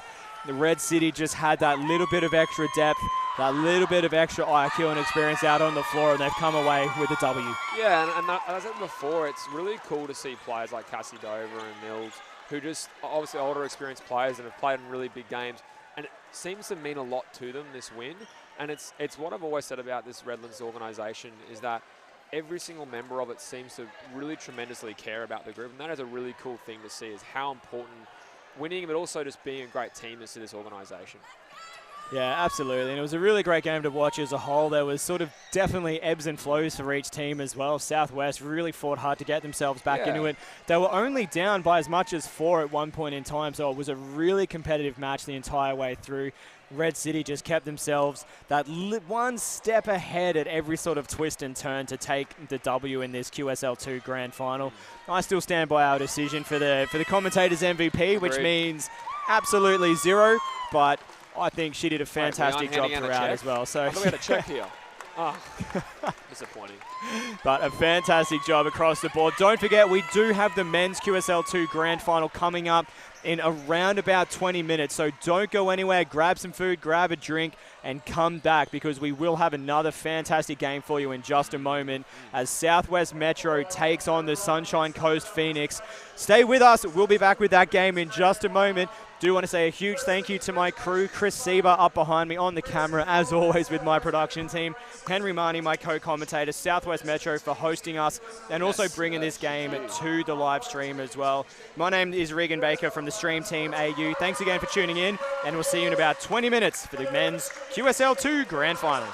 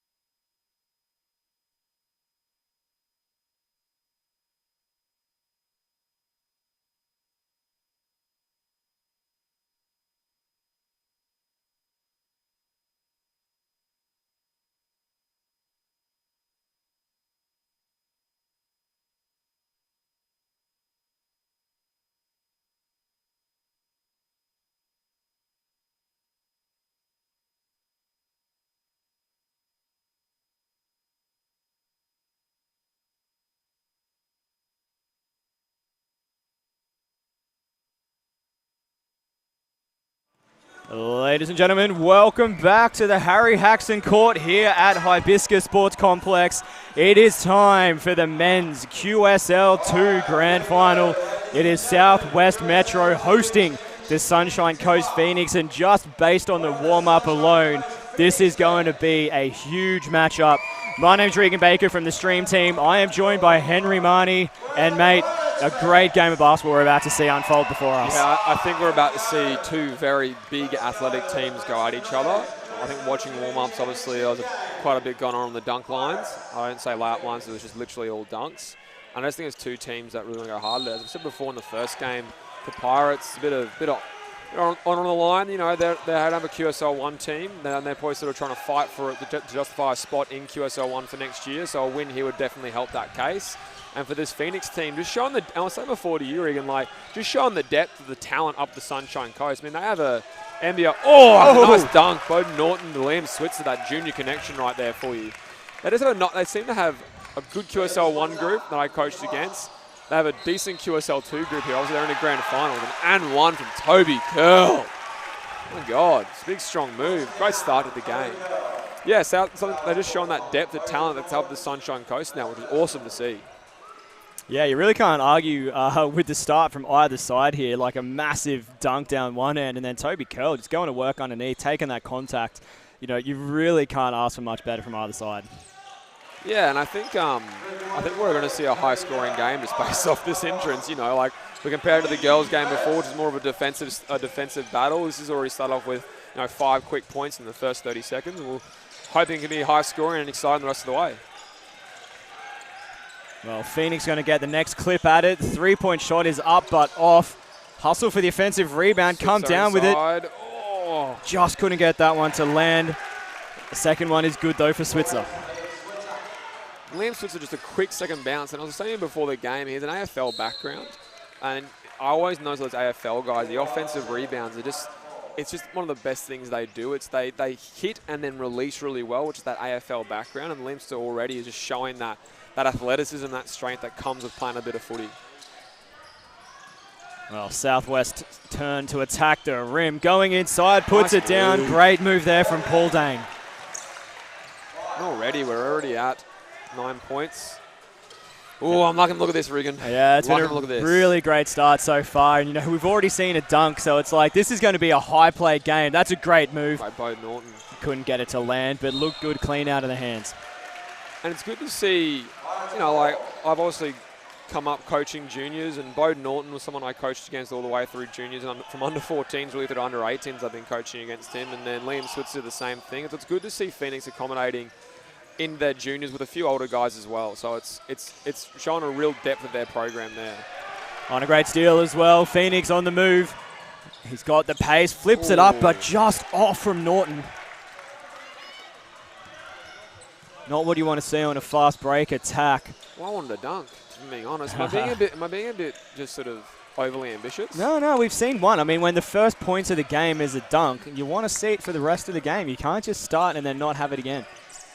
It's a bit of a letdown, to be honest, afterwards. Oh, great screen. And considering the size of Switzer, I am sure we're going to get some more dunks in this one. He is massive. I feel like it's the last saw him, he's grown like 6 inches. Jeez.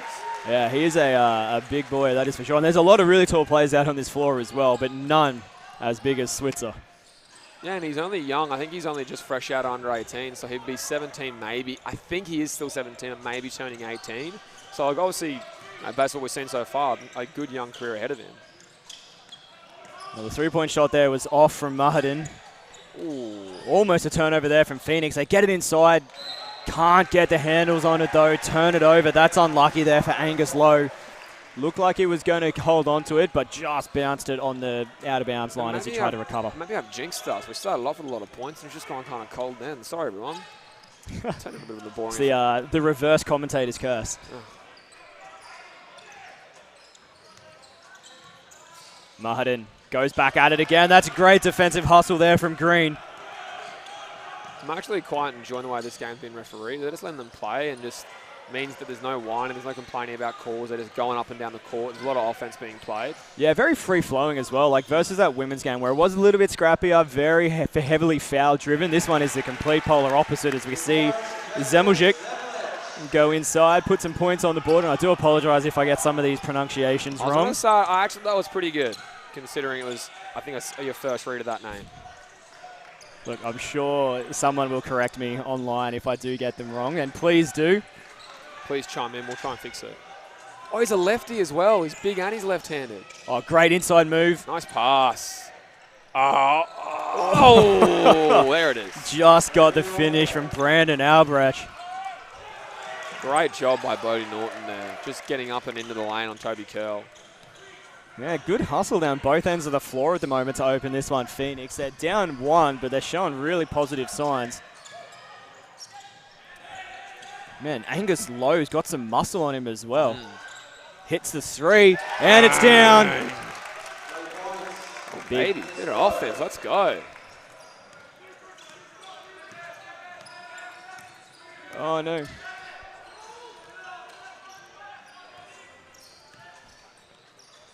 Southwest look to go inside. Moves there, fires it away. It's off the back of the rim, but picks up his own offensive rebound. Kicks out. That three-pointer's off as well. Hustle on the rebound ends in the hands of the Phoenix. Yeah, and you can just see a real attention to detail here from Phoenix to really box out and rebound and not allow Southwest to be scrappy around the rim. And that's really sort of I think it's our first foul of the game. And up until then, it's been kind of free-flowing. You can just sort of see a few of the players starting to sort of suck it in a little bit as Bodie Norton subs out of the game.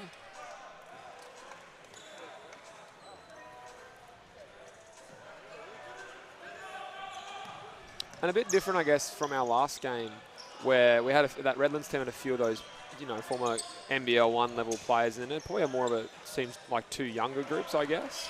No, that's sort of what the idea is of these QSL divisions. You are QSL 2 players to really develop from those juniors into your seniors, and the hope being that a couple of these players can keep developing, keep getting better, and be those NBL 1 players for their respective clubs. And obviously, I think probably in Switzer and in Bodie Norton, 2 of the younger guys to this Phoenix group are probably guys that Phoenix look at and go, we want you to try and play at NBL 1 in the future. They also have their QSL 1 program as well, where there are a few of those younger guys playing as well. Great move. Kick out. Green. Ooh. Just short into the front of the rim. They get the offensive rebound, though. Look to attack the bucket again. Great defense from the 2 Southwest defenders.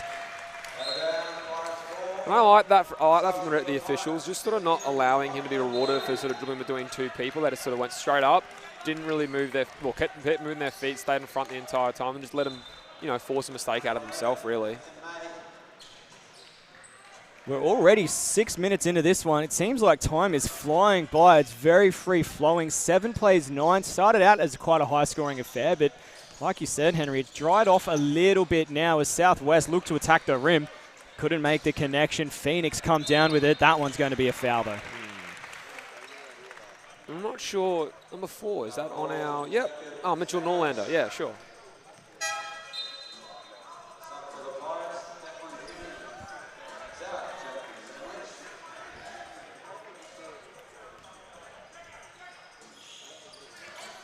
Foul was against Jacob Zemljic. Yeah, and I think probably, as I was talking about before, it's been free-flowing mostly because there just hasn't been many fouls called. And to be honest, it's been a pretty clean game. I think there's been a little bit of body contact, but otherwise it's been a pretty clean basketball game. There you go, there's a foul, pretty obvious foul there by Lockie Lou, I think, on the side, on the head.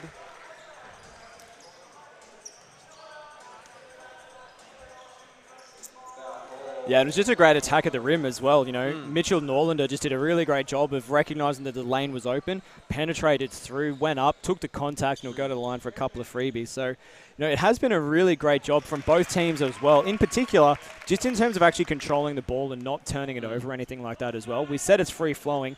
A lot of that comes from the fact that we haven't had fouls. But the other big side of that is both teams are just doing a really good job of controlling the ball. It's not going out of bounds. There's not been a travel yet.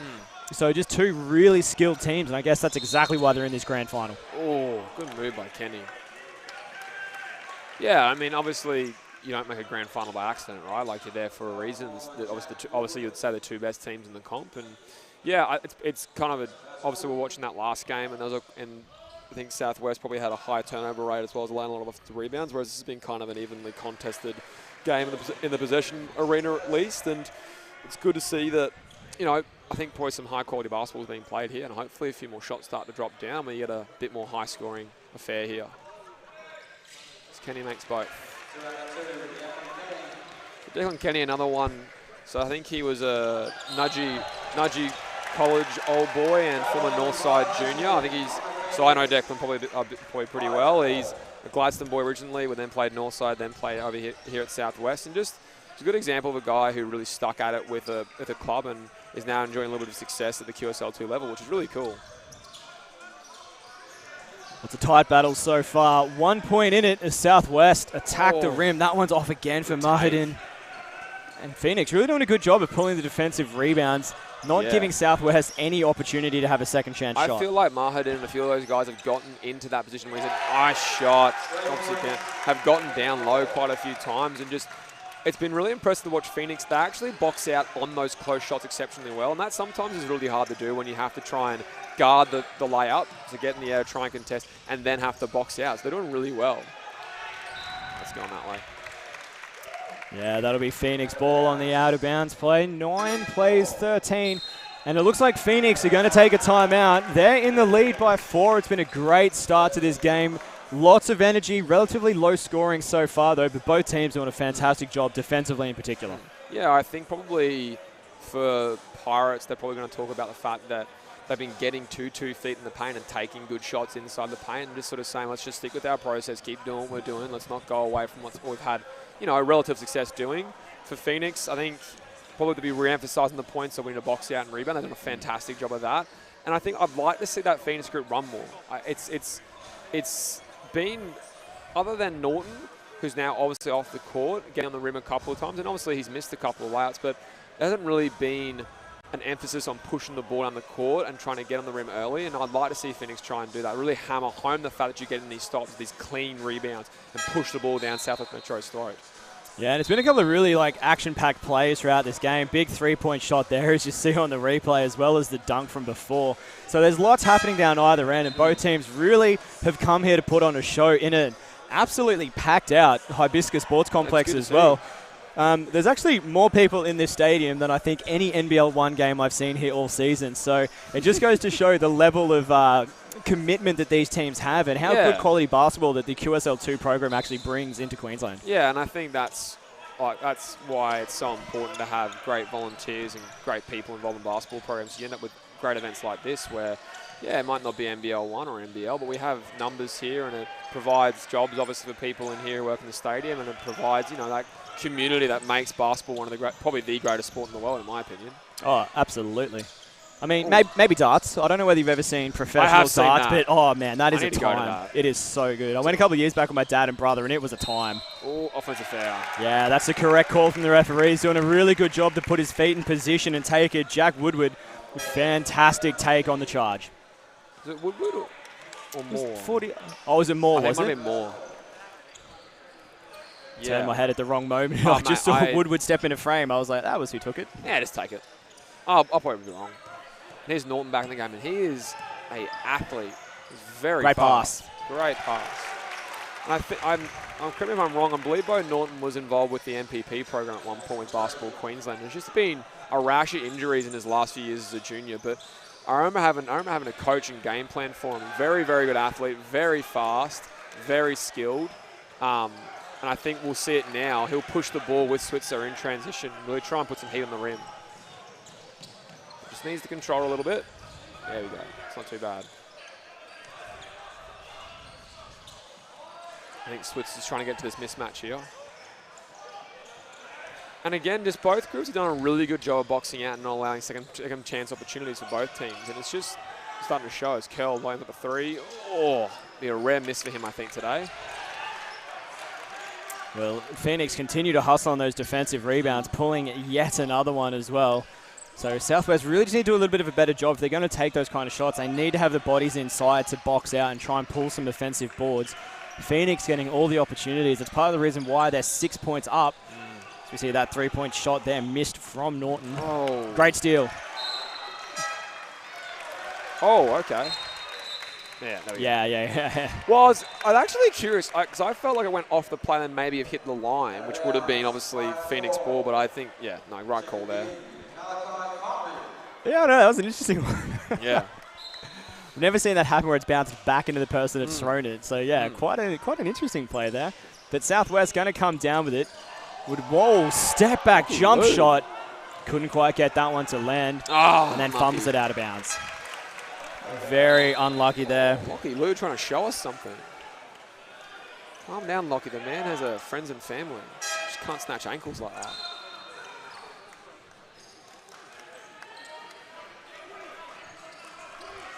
Just over a minute to play here in the first quarter. Nice tight affair. Phoenix on the move again.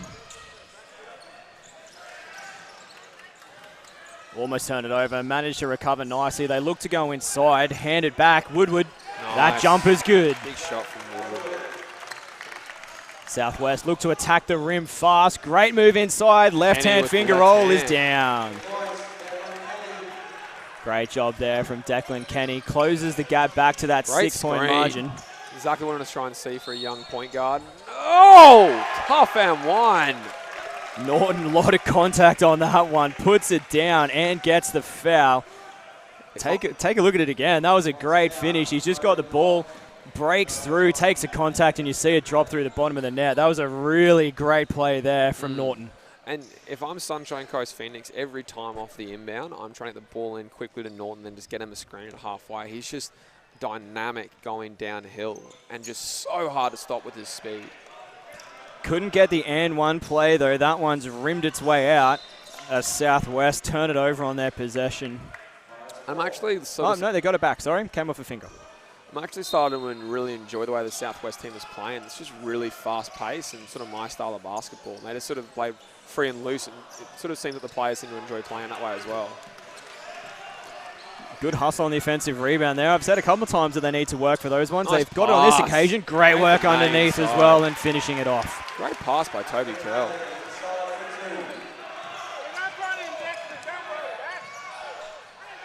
Great block.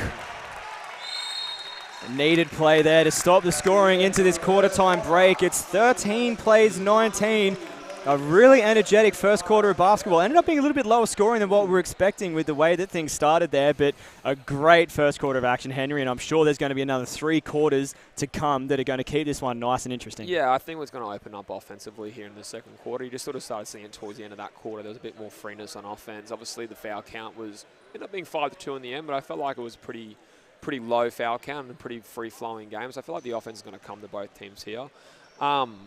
Honestly, I think Southwest just started to realise what their strength is, which is they're doing a great job of penetrating. When they penetrate, the help's coming late from that Sunshine Coast Phoenix team, and then there's just dump-off passes inside. There was one where Kenny drove the lane, and the low help had to decide, do I help on his drive or do I stick to my man? And obviously decided to stick to his man, wide open layup. And then just before, Toby Curl made a really nice drive and a really nice bounce pass into Nathan Mayen behind. So, yeah, I think Southwest will start to crack back into this game slowly, bit by bit. And then Phoenix, I think, have had success with Bo Norton just getting downhill in transition.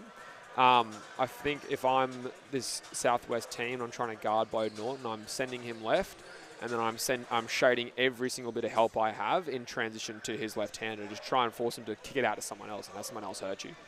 Yeah, well, it is going to be really interesting throughout this game. You know, both teams obviously very, very athletic, love to do work up high as well. So it'll be interesting to see the adjustment coming into this second quarter and how the teams work off each other and change the way they're running their offense. And, you know I said it in the women's game, and like me personally, I'm always a defensive person. Like, I think games well and truly are won through defense. Offense tends to come a little bit more naturally, but you need to play a strong set of defense in order to get yourself into a game. So whoever can play that little bit of better defense, and obviously rebounding as well, has been critical. As we saw in the women's game, it's going to be just as important here in the men's. And realistically, Southwest not doing as good a job at the moment in terms of hustling on those rebounds and getting those second chance opportunities. If they can continue to pounce on those, they'll pull themselves back into this one and have a good hustle. Yeah, well, I think obviously the depth of the benches will become a really important factor with the rebounding battle, because obviously if you don't go deep into your bench, you're going to be more tired. You're just going to have that attention to go box out. Here we go.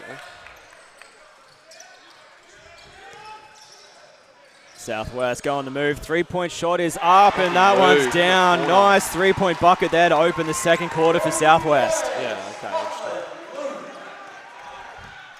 Good job negotiating that trans screen there by Declan Kenny.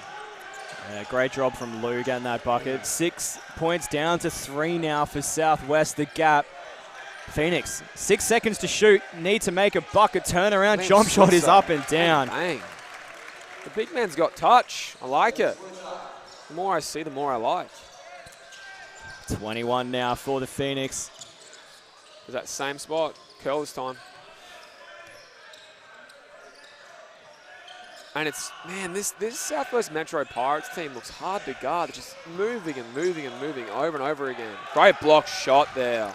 Yeah, he got a fingertip to it, and it was right on the edge of the 24-second shot clock as well. So great work, Phoenix, defensively. And then great work by Southwest getting back there and just balling up the hoop. They did a really fantastic job there, considering it was really one-on-one with Toby Curl. Three-point shot looked good out of the hands, didn't quite land. Southwest hustle and eventually pull the rebound. Phoenix getting back quickly on defense. Pull-up jump shot, that one just rattles out. Good job by Nathan May. And you're just starting to see, obviously we talked about Switzer in the middle of the of that Phoenix defense, and obviously he's a big boy, but this Southwest team just has length across those 3 positions. We talked about before in the girls game with Redlands. Just having that extra length at the 3 spot really helps. Like Declan Kenny is a big guy for a 3-man. And then obviously Nathan May is probably about a good 6'6", 6'7", and then Malachi Corporal, same sort of thing. Great length, so starting to show that now in the offensive rebounds. So Woodward picks up his 2nd personal foul. It's tough for them. First free throw goes down for Southwest, so closes the gap down to 4.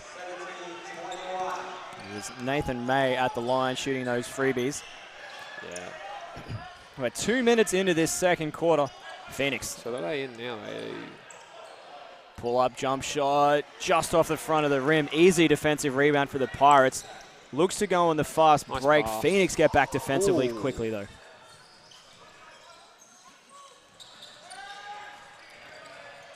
Oh, and the 3-point shot is down for May.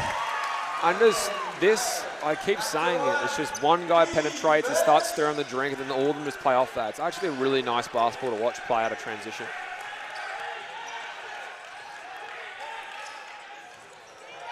Phoenix working inside. Great block from behind. They've got it as a foul. I don't think Declan Kenny agrees with that call. I mean, I don't think I agree with that call, considering I called it a block, but anywho, we're in not the best position to see that. Obviously, the referee is significantly closer than where we are. Of course, yeah. But if I was coaching, I'd probably tell him that call, even if he does have position. And then Coach Sibra totally agrees with him. Yeah. Come on now. Have to stand up for my former colleagues. Yeah, exactly. First team foul for Southwest in the quarter. First free throw goes down. Brandon Albrecht at the line.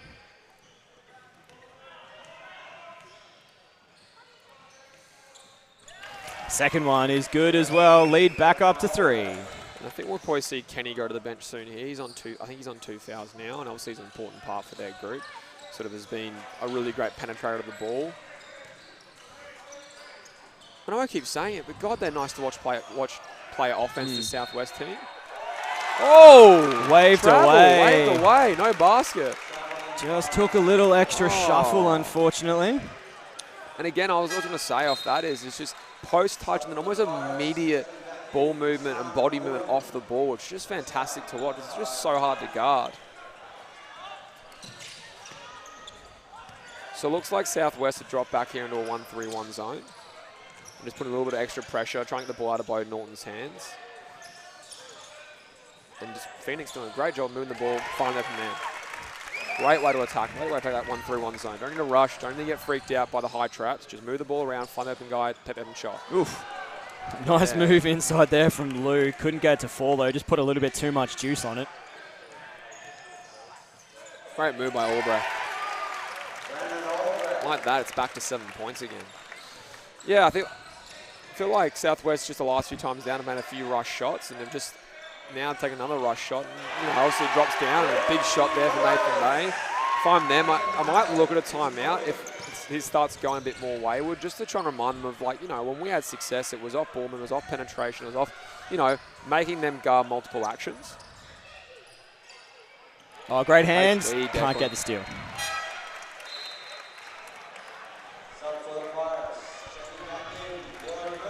Ooh. back-to-back threes and he's out of the game. Coach, keep him in there. Let him shoot one more. Well, that three is off from the Phoenix. Easy rebound there for Declan Kenny. Good push. Mahudden gets the foul. And that's more what you want to see, is that deliberate push of the ball in transition, and then just seeing those Phoenix players help and overhelp, and then you can just start moving the ball from there and penetrate and re-penetrate off that. See Jacob Green check in now for the Phoenix. Southwest ball on the sideline. We're 4 minutes through. Great steal. Great defense.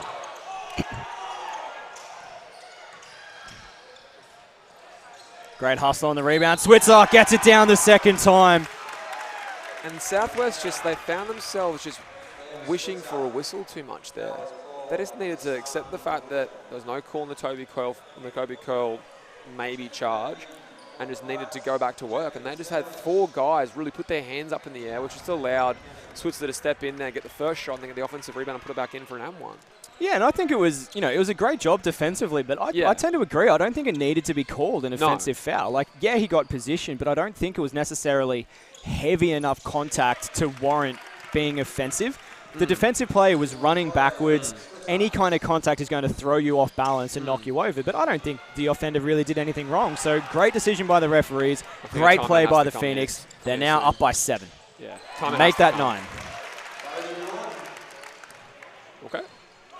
Almost needs to be a timeout here from Southwest. Yeah. Game's starting to blow out a little bit. Just need to regroup. Well, especially if they don't score here. It has to be a timeout, you think, after that. Late shot clock. Move the ball to the top of that three-point line. Mahudden crosses over, steps back into the free throw. That one, Jimmy's out. They hustle for the rebound, can't quite get it. Coming, I think. Good hands. Good hands. Yeah, great job getting into position and just tapping that one out. They have to make every point from here on challenging for the Phoenix. They can't let them get fast break buckets like that.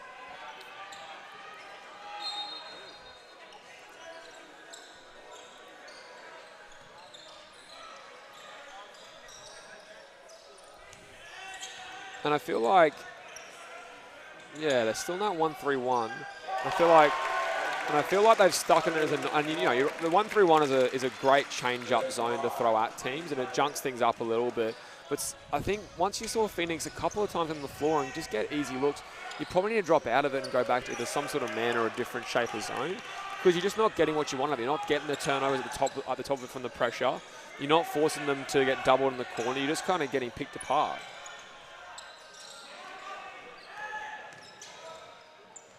Great pass by Green, all back on the attack again.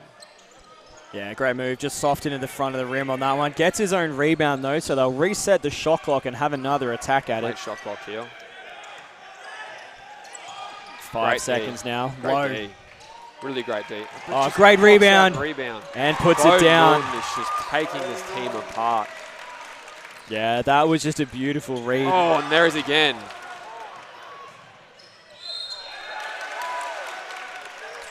Yeah, this is a really dominant-looking Sunshine Coast Phoenix outfit. And Lowe in particular, he's having a really great game. He's involved in a little bit of everything. He's getting steals, he's putting points on the board, he's getting blocks. He's doing a really great job. And like that last play there, you just look at him run through, puts up the shot, just runs through, grabs that rebound and puts it back down again. Like that was just really, really well hustled for. Well, we were talking about before with Mill in the previous game, the women's game for Redlands, but Bo Norton just seems to have that really good knack for knowing time and space. Like he realizes it was late shot clock, and you can see him run in from the three-point line on the shot, because he knows it's going up, because he still has to shoot it. And then he just understands, I'm not going to go to where I think the ball is being shot. I'm going to go to where I think the ball's going to land. And just gets there perfectly, puts it up. And what's actually really shocked me is his touch is, like just that last layup was almost a metre higher than it needed to be off the backboard, but he just seems to drop those ones in. It's been incredible to watch. I think if I'm Coach Subaru here in this timeout, I think I'm talking mostly about probably a change up defensively, because I know obviously 23 points, you might want to talk about offense, but honestly they just haven't been able to get clean stops and clean rebounds and then push. And they had great success in that first quarter by getting stops, boxing out, pushing the ball, and then, as I said, penetrating and getting that Phoenix defense moving, and then just having guys overhelp and either hitting outside shooters for open threes or getting inside and dumping off for layups. Yeah, look, it's been a great game down both ends of the floor, and Southwest have obviously got a little bit of work to do themselves to get them back in this one, but it's just been a really well-fought battle. Sunshine Coast Phoenix have just been able to string those couple of extra plays together to, take this lead up to, apologies, let me just fix up the score, 14 points, I should say. And realistically, it's hustling on defense. They're really limiting the amount of possession that Southwest has had in this game. So if they can continue to keep limiting that possession, continue this sort of rough half-court press, getting those steals, it's going to be harder and harder for Southwest to fight their way back into it if they can't, get a quality attack on the bucket. Did not look like fun. Yeah, attack from behind, gets the steal. Phoenix again on the move. Really great defensive possession there. I think part of it as well is just this Southwest group has just kind of been focusing on a whole bunch of things that aren't within their control. Like I also said before, refereeing, just stand as a bit of contact when they're coming down the floor and just yelling at refs. Just focus on yourselves, get back to doing what you're doing well, which is your process of just penetrating and doing that sort of stuff, grabbing offensive rebounds, and just slowly will your way back into this game. Just try and get 3 straight stops, a kill as I call it, and then try and push that off the break. Much better defense there. And it's only 12 points at the moment. All you need is a couple of stops. There's one.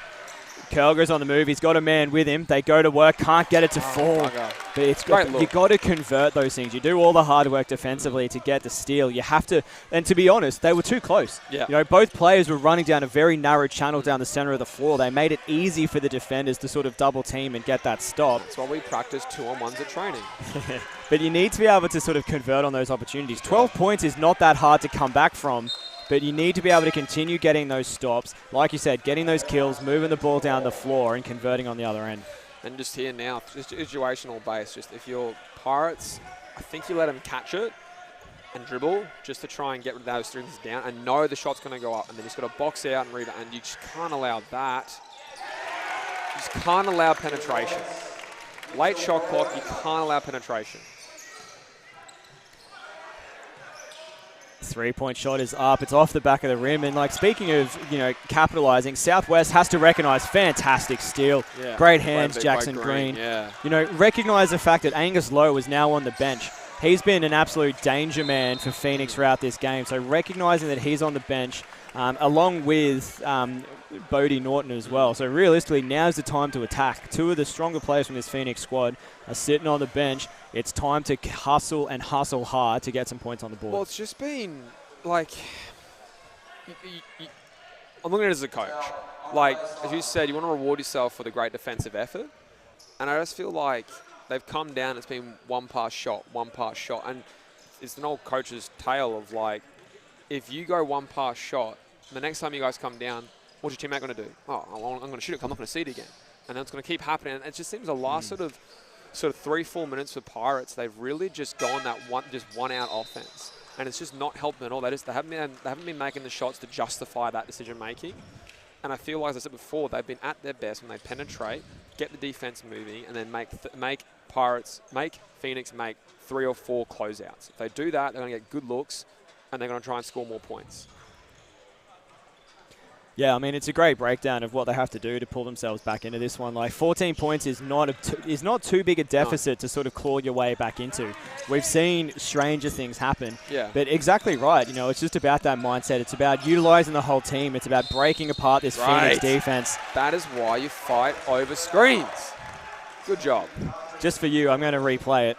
And it is a really good job just at the top of the keyway there, just sort of fighting around. He stepped in at the last minute, didn't have position. Love to see that. So a really great job defensively. Now, again, it's just a matter of stringing a couple of things together and working your way back into it. Beautiful finish. That's sort of where that older player in Toby Curl is obviously a bit more of an experienced player compared to most of these Pirates players, just sort of taking control of the game and just getting himself a good look and getting himself going as well. Great job. And again, another stop now from Southwest. All of a sudden, a 2-point bucket, and we're 10 points in this game with a minute 50 to play. Down single digits as well. Just as you said at the start of this, you've got to focus on defense right to win these championships. Toby Curl. Oh, he wanted that to go. I think everyone in the stadium wanted that to go. Oh, great hustle on the rebound. Booth. Southwest again, another chance to attack. Need to continue on those kinds of plays. Mahudin Too strong over the top. Great rebound. Oh. That's going to be unsportsmanlike, surely. I think so. I don't understand why he even thought he's ever in a position to sort of contest that. Like, yeah, he that literally was ripped from behind. Yeah, that was playing the player, not the ball, would be my definition. As a former referee that doesn't fully understand the new unsportsmanlike rules, he's come over from behind and just wrapped him up. Oh, there you go. And absolutely the right call as well. That's a win for you. We'll take a look at it again. Yeah, just to go show I've still got it. You can sort of see that he just wraps him up from behind and pulls him to the floor. So absolutely the right decision by the referees. So Dylan Booth going to go to the line for a couple of freebies now. And you wonder how long Phoenix sit Bo Norton down with Liam Switzer. Just obviously they went a bit of a run there, and it's obviously Pirates have had good moments in these last sort of 2-3 minutes. Obviously the score hasn't changed that much. It's only a 2-point difference right now, but you can just sort of kind of feel like that sort of play shifts momentum. Those unsportsmanlike plays, like it would shift momentum more if you made one of the free throws or both of them, but. Okay, good timeout. I kind of like this decision. It's a good timeout. Yeah, I was unlucky there from Booth on the free throw line, missing both of those shots. But like you said, an unsportsmanlike foul is absolutely a momentum swing. And realistically, Southwest are going to come out of this timeout firing. They've got energy. They've got this newfound fire under their butt to sort of push their way through. And, 12 points is not a lot. And, I'm getting some professional coaching tips coming in from Dave Derwin. Oh, yes. Southwest just need to contain their man in the one-on-one and on the box out. And their offense, they're shooting too quickly, which you said earlier, Henry, as well. Like, it's that one-pass offense where they're just one pass and taking a shot. They're not moving the ball. They're not spreading Phoenix's defense to try and open up those lanes down the center of the floor. Great minds think alike, Dave Derwin. Thanks very much for your input. Appreciate it. Was almost going to be here tonight, but had a sort of a late GPS game out at Ipswich, and he's got to be back here tomorrow for NBL 1 North. So just tuning in from home, doing some early research. NBL 1 North. Oh, God. Ooh. Yeah, 11-1 on a Sunday, so early games here at Southwest. The matinee on a Sunday. Love it. Yeah. Meanwhile, I have to head up to USC for the KO games at 1 and 3. A little bit more of a respectable time, but in the middle of the day is not Wake great. up, have a bit of Sunday brunch, a few coffees. Oh, can't wait to come home at 5 o'clock on a Sunday afternoon from the Sunshine Coast. That actually is the biggest drag at that Sunshine Coast game, is that drive back on a Sunday, just being like, oh, my weekend's over. Great. 1.5 to play here in the second quarter. 27 plays 39. Sunshine Coast just maintaining this lead. But momentum shift is sort of starting to favor Southwest. Moving the ball around. 3-point shot is up and down. That's a nice play. Beautiful assist. Did he touch that? Oh. I think Dylan Booth is very close to that being a bad play. Here we go. What's what we said about like these sort of players? I'm talking like fouls can be game changers. Bo Norton checks back into the game. I think that's probably a good call from the Sunshine Coast Phoenix coach here. Yeah, and it was a really good offense before as well. Like it was just a beautiful assist from Curl, and Lou, the execution from that 3-point line. Needs to space the floor a bit more though there. Like he sort of cramps into Toby Curl's man there, and that sort of brings the help defense. Oh, God. Oh, great finish by Albrecht.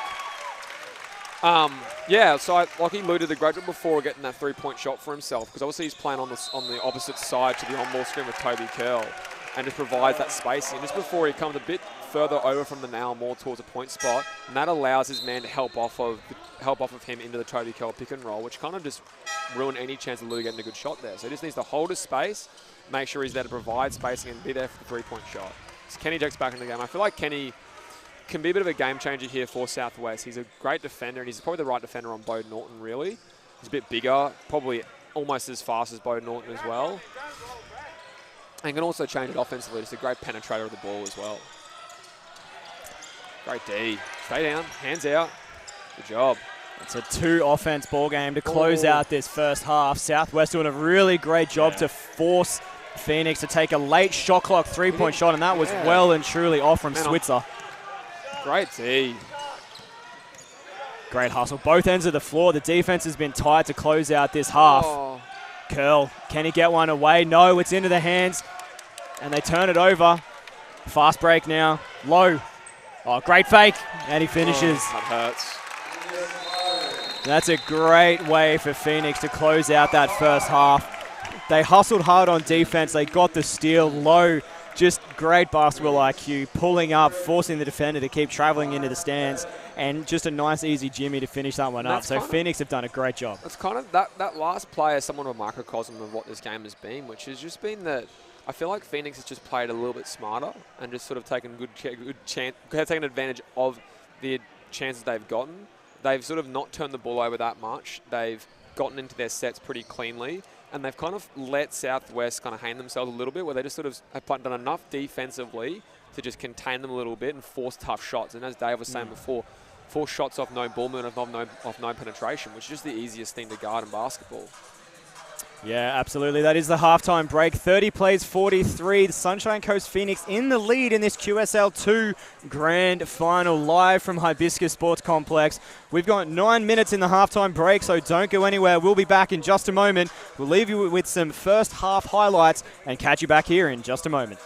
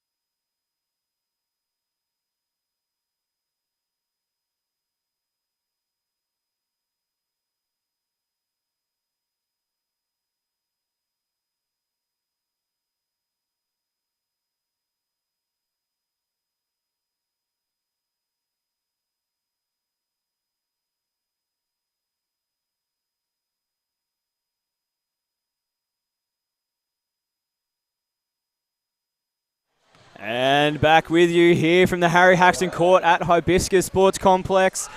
Apologies for the lateness of coming back into things. We got stuck into a pretty decent little conversation off air about the GPS and junior development and sort of the pathways for junior players around Brisbane and just how good the quality is in Southeast Queensland when it comes to these basketball programs. And QSL 2, even though this is the second division in the QSL program, like there is some really fantastic talent out on this floor, and like the pathway for juniors within Queensland at the moment, it's really exciting to see the future of these players and what possibilities, you know, even younger players, so sort of in that 13 to 17 age group, have to progress through. Yeah, and it's sort of the QSL 2 level, as I said earlier in the winners game, it's actually a surprisingly high level, and it's a really good development pathway. I think a lot of these boys and girls get fixated on the college route, and obviously that's a pretty cool route to go play in the US. Bang! That starts us off well. But what we're sort of starting to see now is the QSL into NBL 1 pathway. It's actually becoming quite a viable pathway for boys and girls who want to try and play at the highest level in Australia and play boomers and NBL stuff. So it's been really cool to watch this grow and grow year on year. Good box out. Tried to open their scoring with a three-point bucket as well. Didn't have as much luck as what Southwest did to open the account. 10 points the gap. Phoenix still keeping themselves in front on this occasion. See Martin try and take on the defender. Couldn't quite get it past him. Hands off though with 6 seconds on the shot clock. Curl goes to work. That one lands out. Offensive rebound, fouled on the putback. And that's what I've really liked from this Southwest group, is just they've come back out moving the ball. I think sometimes they get stuck just sort of handling the ball way too much, just over-dribbling. And I feel like when they get the ball in Toby Curl's hand, they either get into some sort of on-ball screening action or he gets the ball moving through penetration. So if I'm them, I'm deliberately trying to get the ball into his hands, try and get into some sort of on-ball screen action or some sort of penetration action, and let everyone else play off that, because they're just so much better when they play off the ball. Dang, couldn't land the first. Second one looked cleaner, but it was just off to the left and bounced right. Phoenix, easy rebound for them, so they're going to go on the move. Haven't scored in the quarter so far, a minute Great through. Great tee. Oh! Just off the foot. He didn't seem overly angry about it in the end, so he probably knew that it was the right call, but hey, you got to give it a red-hot crack, right? Yeah, and I think what's been really nice about watching Toby Curl tonight is actually his leadership's been pretty fantastic in that. It's not the actual spoken stuff, it's the non-spoken stuff. He's been pretty calm the entire game. He's not really taking any calls personally. Even the one before where he sort of felt like he could have gotten the charge, he just sort of got up, kept playing, and got on with it. Well, lead back to 12. Southwest now. Great job getting in front, getting the stop. It's 3-on-1. Behind the back pass, goes up and finishes it. Great execution. And I felt like Curl did a pretty reasonable job there in a 3-on-1 situation to try and force that pass, but there's nothing you can really do. Yeah, when you're 3-on-1 on a fast break, it makes it a little bit hard. They turn it over again on that occasion. So couple of unfortunate offenses there from Southwest, just not quite moving the ball as cleanly as what they'd hoped. 2 turnovers lead to a 14-point advantage now for Phoenix. I like this sub coming in now for Coach Sibra. I really like Nathan May in that first run he had. He had 2 threes, obviously, but he just he has a bit more control on the offensive end. And I feel like what they need right now is obviously the penetration, but just a bit of 2-foot stuff, bit of control inside. Switzer. Cut them apart like a knife. The big difference I'm noticing between the two offenses, Phoenix are really doing a good job of moving the ball and making Southwest's defense work. You know, this is a little bit better now from Southwest. That inside-outside play, probably a bit of a rush shot there from Curl, but at least there was a couple more passes in the possession compared to what we sort of saw in that first half. That's a good finish. And I feel like that's where he needs to play. He's kind of forced the ball a bit too much in terms of trying to just over-dribble, and when he gets it, he catches and plays with other people, he's so much more effective. Oh, Bo Norton. Oh! That is a move, this end finish. A very rare miss from him underneath the bucket. Look at him. He's not happy about it. No. I don't think Coach is either. Not happy about either, the fact that he got the foul or the fact that he missed the sitter. Was that on him, was it? I think so, He's only a second. I think you're right. He's only a second. So he's in fine there in that regard. Don't want more, obviously, now, pretty early. Nice pass. Great movement of the ball. He hit too early. Can he hit another? There you go. Penetration, kick, extra, wide open 3. Good work. Has he missed one yet, or was that 3 from 3? No, he had one where he tippy-toed at the start, but he's 3 or 4, which is and a great steal now from Southwest. Jam it. No, puts it in for the 2, but a great offense from Southwest. Here we go. All of a sudden, 8-point ball game. Southwest are working their way back into it. Yeah, it's just been through. May gets the block. No, late foul. Oh. I felt like there probably was a bit more contact than probably there should have been, but I thought after they just let it go, they let it play. Well, let's have a look at it again. The advantage of live replay sort of works it through. Oh, yeah, there's a fair amount of contact in that. It was a bit of a late call in the end, but there was enough contact in that to warrant a foul. And I feel like Muhyiddin just needs to try and not fall asleep off the ball. It was really just a simple play of a give and go, and he just sort of, to use the pun, dropped the ball on it. Just let him get in front of him, get bad positioning, and then was just lazy just to try and foul him there. Yeah, not too bad a foul either. Angus Lowe missed the first. Second one just rattles its way down by the skin of its teeth. That brings up the half century now for Phoenix. Southwest 9 behind. Muhyiddin steps into that 3-point jump shot. That's off. Easy defensive rebound there for Switzer. I know you've made 2 to start the quarter, but like you've got no penetration. The process isn't there, and you just kind of shot a really quick rush shot you don't need. As Green punishes the mistake with a really nice finish. I think Booth's limping a bit now. Yeah, and all of a sudden, an extra 4 points in a row now for Phoenix takes them back into a double-digit lead. The 3-point line, guys. Southwest, again, I said it at the start of the quarter, Southwest need to move the ball and get it inside. That's a much better looking play. Oh, can't get it to land. Switzer just too big underneath, pulls the defensive board. Bowden Norton, dynamic in transition. Great move. Oh. Unlucky land. Gets the putback, though. And this really stings, and that was a great run there by Southwest to get down to 7 points, and now it's back out to 13 like that. You see Kenny checking back into the game. I'm assuming he'll probably come back in for one of Muhyiddin or Booth. Dang, goes to work underneath, puts it in. Great move. Nice entry pass and a great finish. And that's sort of just, as I said, I know I sound like a broken record, but it just needs to be more ball movement and just sort of more body movement before they try and actually attack the basket from Southwest.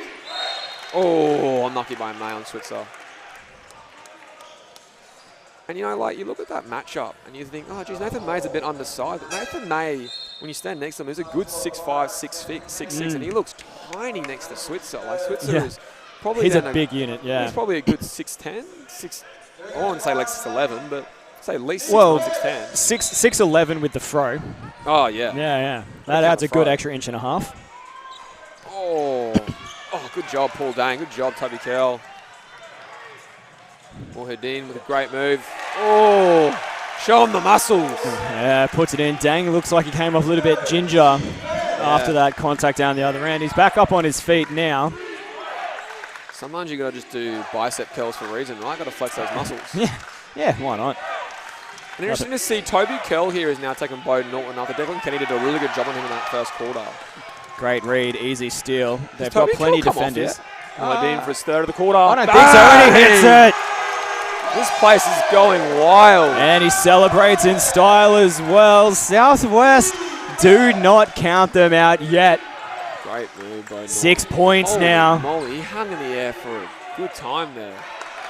Phoenix really just can't string an offense together in this third quarter. Here, there has to be a timeout here from Phoenix, I think, especially if it's a 3. Wouldn't it be great if it was Toby Kell to knock it down? Dang, finds Muhyiddin again. No, that one's off. Easy offensive rebound and putbacks off as well. That. Unlucky Coach from Sibber Kell. wanted the foul. I don't think there was any sort of foul there. I think that was probably pretty clean. Yeah, it looked all right to me. I don't think there was too much in it. Go back to your trusty tool, Switzer. There he is. Good hand in there from Declan Kenny. I don't know if Southwest have realised that he's a lefty yet. Just sort of watching that. Oh, great fake. Nice little Jimmy. Hit it. Yes! Didn't call the bank. We'll give it to him. The gap is at 4 and the crowd goes wild as Phoenix have to take a timeout. As Declan... Sorry. It's going to be a warning on the process as well. For flop. Oh, a flop warning. That's an interesting one. I'm not sure where that came from, but anywho. But yeah, a great timeout from Phoenix. They desperately needed it all of a sudden. From 14 up to 4. Southwest have fought their way back into this one in this third quarter. Everything is looking up for them. The crowd are behind them. Phoenix just needing to break that momentum with the timeout. Henry, what do they need to do to get themselves back up into that double-digit lead they had earlier? So, obviously, I think trying to force Southwest to try and knock them to the ball, whether that's with some sort of disruption defense, whether it's changing to a zone to sort of make them think for a little second longer. Right now, they've done a really good job, Southwest, of penetrating and just making them guard them for multiple closes, as I was saying, that first quarter. And then obviously the threes have helped. I think between Muhaddin and May, they've made at least 4 threes in this quarter. So obviously the shots started to drop for them. So whether that's deliberately trying to get a hand out and force them to drive towards help. But I think it's honestly the offensive end for Phoenix. They just haven't gotten stops, which means they're not able to push the ball. And Norton's been, I feel like Curl's done a really fantastic job on Norton, just sort of staying on the ground, letting him jump, letting him try and throw those passes, but not getting any easy shots. So I don't think I've seen Norton really get to control of 2 feet and make multiple fakes. And he's subbing out of the game now, and this could really be a big turning point here for Pirates. If they can get on a good run here with no Bo Norton on the full Sunshine Coast, then it could have a really good game here. Yeah, well, it's going to be a really great finish to this one. 4 points in it at the moment. Phoenix in possession after a really smart timeout. They would desperately want a bucket on this possession. There's plenty of defenders around, though. The entry pass to Switzer wasn't great. He's missed. The rebounds are loose once Southwest comes down with it. There's a bit of rugby league in Toby Kell's basketball game. A few dummies.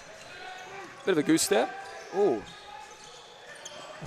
On the move again. Dang now. Travel. Oh! Back foot? Slide? Don't know. Let's have a look. Replay up. He's just coming through.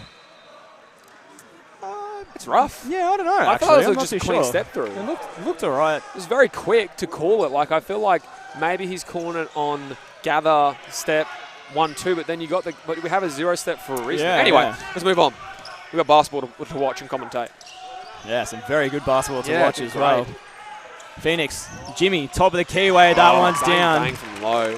And that's what I think the Phoenix have done really well now. It's actually kind of staggered his key players in Lowe and Norton really well. Like, he's got Norton on the bench now to get a break, and Lowe still on the court. I feel like he'll probably now go to Bode a little bit later and get Lowe a break as well. Nice pass. That one's just a little bit too short into the front of the rim. I feel like, Declan Kenny putting his body on the line. Every man and his dog was down on the floor on that one. Dang, hands it off to Curl just to settle things down a little bit here. Kenny fakes it, gets it back to Curl. It's open, and it's down. Southwest just continue to stay hungry and keep themselves in it. 53-56. Toby Kell has just been a fantastic leader for this Southwest group tonight. In sort of similar vein to Load, similar sort of the older player in the group who kind of controls the game when he needs to. And it's just been, as I said, did a good job on Norton when he was out there and just making a big 3 there. There's zero emotion on his face. Just seems very controlled. Spin cycle, hits it.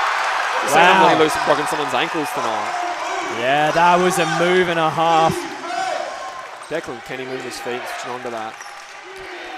Phoenix have really struggled in this third quarter. Southwest have come out firing. They get the steal. Jump ball. A little bit of aggression in it as well. It's going to end as a jump. That's probably going to be a warning, I'd say. No, they're calling unsportsmanlike. On who? I don't know what happened there, to be honest. I'm going to grab a replay. I'm not too sure what happened. I don't even know whether this replay is going to actually have it in there. So coming through... I don't know why my replay's in slow motion, but anyway. Gets the steal. It's come away. So all of that looked clean. There you go. There was that. So I guess something unsportsmanlike. Yeah. No, that's fair enough then. Makes sense. Declan.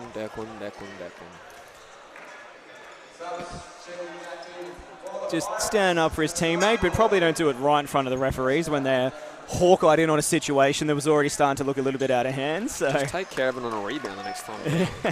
Just a nice little jab in the ribs, or. Like the last thing you want as well is to give away an unsportsmanlike. You're down 1, all of the momentum is in your favour, and you've just gotten a turnover essentially as well on the jump ball. Yeah, absolutely. But maybe it was a mind cannon. Missed these 2 free throws. You're even colder now. Who was the jump ball favouring before? It was going to Southwest, so it's still the right direction. So it'll still be staying. They haven't changed it yet. Perfect. And that's why they were so hyped about it. It was essentially a turnover, and it was a great. What they did in that. Yeah, no, because it's unsportsmanlike, it is still 2 in possession. It's only a technical foul that's 1 and play on. Unsportsmanlikes are still 2 in possession. Oh, that's a huge call then. Yeah, That sucks. yeah. And that's what I mean. Like, it really just wasn't a smart play from Kenny. Like, I get it. You want to stand up for your mate, but just not the right time to do it. That's a hard one. Like, obviously, the reason why it's called is he comes to a stop and then sort of walks again. But he was almost trying to get into that sort of step-through motion, but just got kind of caught by the defense. Well, what a third quarter this has been. It's a 2-point ball game. Make it a drawn ball game. That takes it to 57 apiece, and Southwest has the potential to take the lead for the first time in this match. They have come back really from what looked like a pretty dire situation just in terms of an inability to score the ball, a bit of, like complaining about referees and a bit of complaining about things they couldn't control. And they've just sort of led by I know I keep saying, but led by their captain, I think, Toby Curl, who's just been really level-headed and calm and never really looked like he's been under any stress. And you can still see it. He made that big 3 before, and just the only response he had was sort of a nod of his head. It's been really cool to watch. There you have it. Southwest take the lead with 1 minute 20 to go in this third quarter. It's the first time they've edged in front. We knew it was going to be a close match down to the end, and this just proves it. Phoenix, it's really been a dry spell in this third quarter, and they turn it over. Southwest again, Dang to Curl. He goes all the way. It counts. Southwest in the lead by 3. And I don't understand what the coach from Phoenix is doing here. Obviously, as before, I would try and stagger them with Lowe and with Bo Norton out there, and they have neither out there, and they're seeing the effects of it. They don't really have a dominant scoring ball handler or a dominant point guard to run offense for them. I guess they're going to try and rely on Switzer, but Switzer can only do so much. That he's getting double-teamed quite a bit down there. Is great second chance opportunity there by McWilliam. Josh Woodward actually has done a pretty good game. I think he's probably shot near 80% for the entire game. He's taken really good open shots and just put back offensive rebounds. Well, it's a 2-possession ball game to finish out this third quarter. Lou charged. I think I said it before, like, he went into that 1-2 gather, just get to a jump stop, because you had all that space just short of the charge circle, and you could see the Phoenix defender just sitting there waiting for him to take those 2 steps and run into him. Yeah, and just had really good position, as you see on that replay. The defender got in front, landed cleanly, and took that contact. This has been a fantastic third quarter to watch. Coming from a Southwest perspective, obviously I want our team to win, but just for basketball as a whole, the way this third quarter has panned out has been absolutely stunning. And it's going to be a really exciting fourth quarter to close things out here in the grand final. This is the pinnacle of Division 2 QSL. Oh, 8 baby. seconds. God, when you hope for Southwest's sake, they get a good clean stop here and just get away with a 1-point lead. Great D. Great D. Oh, they couldn't quite get the steal. It's going to be a rush shot. They try to go inside, but that's time expired. I don't know what Rich Norlander was doing there. He just shot the open 3. I guess he probably didn't know time, I guess. Yeah, what a huge third quarter for Southwest. Wants the crowd to get into it more. Now, keeping in mind, at halftime, it was 30-43. So that was a 30 to 16-point quarter in favor of Southwest. Now, that is a turnaround. Everything is favoring Southwest. Man, what a fourth quarter we're going to have. It's going to come down to those dying seconds. What do the teams need to do, Henry, to come away with the gold medal? Well, I think for Pirates, it's what we've seen in the last sort of 8 minutes of this quarter was just trusting their process and going to what they do well, which is penetration, ball movement, second and third closeouts. If I'm Phoenix, Bo Norton's not coming off the floor again. I think you need him to really control the game and really re-emphasize the transition game that he did so well in those first 3 quarters. We haven't really seen him since the middle of the third, so I think it's probably about getting the ball in his hands. And they did a really good job early on of just getting him transition screens right essentially on the halfway line and getting him downhill. And it wasn't necessarily that he was scoring every single time; he was also creating for others. So if I'm them, I'm deliberately even off makes, I'm inbounding the ball quickly, I'm screening him at halfway, I'm getting him downhill, and I'm trying to create shooters off that. Because right now they just look rattled. They look like a really inexperienced team who's kind of been hit in the face and they don't know how to respond to it. And the response has to be Bo Norton putting pressure on the defense. And then they need a box out and rebound. They need a box out and rebound and just minimise the amount of possessions that Southwest get. Man, and just watching the highlights on the screen as well, they just really need to stop the Southwest 3. They hit a lot of deep buckets in that quarter as well. So it is going to be a huge defensive quarter now for Phoenix to get themselves back in this one. They're only down 1, so it's not majorly concerning signs yet for Phoenix. They just turned 14 points over to the Pirates. But we're basically 1 quarter to go. We're at the starting point. It's back to pretty much locked even. So let's see how this one pans out. Every coach ever has said it's 0-0, guys. Well, underway, and Southwest are going to get first possession. Has his pocket picked, and Phoenix go on the move. Ooh. Great handoff. Switzer. Switzer just has fantastic footwork catching around the basket. Just there, like nice little 1-2 straight into his finish. Yeah, wet spot. Fair call. Yeah, I think what I really like watching Muhardin in the offense is when he's played off the ball. Like he's just the times where he's caught it as either the first guy or second guy in the offense and has to penetrate. He's kind of struggled a little bit when he's that guy when they penetrate, kick to him and then an extra pass and he's able to shoot or drive off that. He's been elite because he's attacking a defense that isn't settled and isn't just waiting there for him to make that middle drive on his right hand. So I would like to see them deliberately put him away from the ball so they can penetrate, kick to him on the reverse, and either he's shooting the 3 or he's penetrating against a non-settled defense. And apologies in advance. We're just having some issues here with our internet connection. It's starting to slow down a little bit in the stadium. We're just going to try and fix that up for you now. Yeah, so obviously with Curl here, I think we're going to get the ball back in his hands pretty deliberately, and then he'll probably end up guarding Bode Norton now that he's back on the floor a little bit. But just Phoenix really has started this quarter off really well by just disrupting what Southwest were doing in that third quarter, which was the penetrations we talked about, and just mixing their defensive assignments up. So Phoenix will come down the floor here. And I'm interested to see what they'll do here with Switzer. Obviously, he's just getting the open catches. There's been no effort to try and front the post. It's just been, let's just let him get the catch the ball, and we'll play behind him the entire time. And they just pick them apart on post touches. It's just been too easy. They've both got the post feed very easily, and then the passes to guys who are cutting off the ball off the post feed have been fantastic. Bode Norton is getting very physical here with Toby Curl, and he's just doing a good job of making that aware to the refs, and then obviously drawing the foul there as well. I think that's his second, so he's all good. And that's been the nice part about this game, that the key players of the game actually haven't had much foul trouble. So we've been seeing the best guys on the floor the entire game. During points of that girls game before, we saw a few of the girls get early foul trouble, and we really sort of saw them slow down. But thankfully in the end, they were able to play for the rest of the game.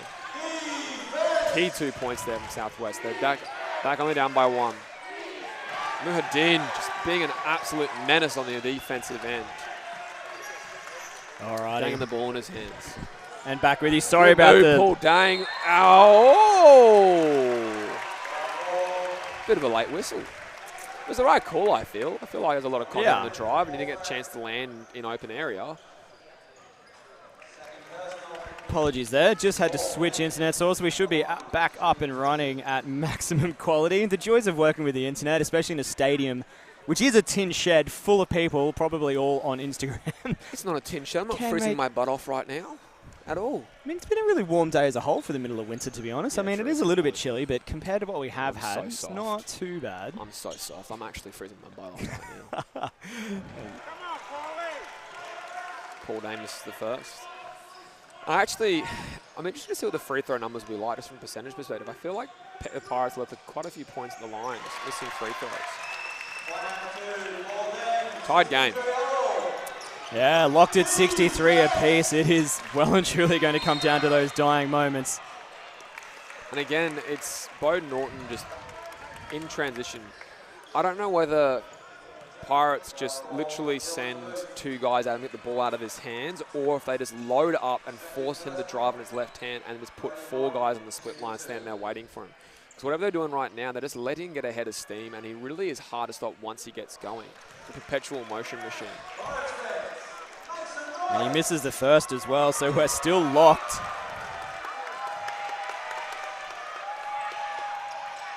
The second one off the front of the rim, so good foul there from the Pirates. They've got the ball now in possession.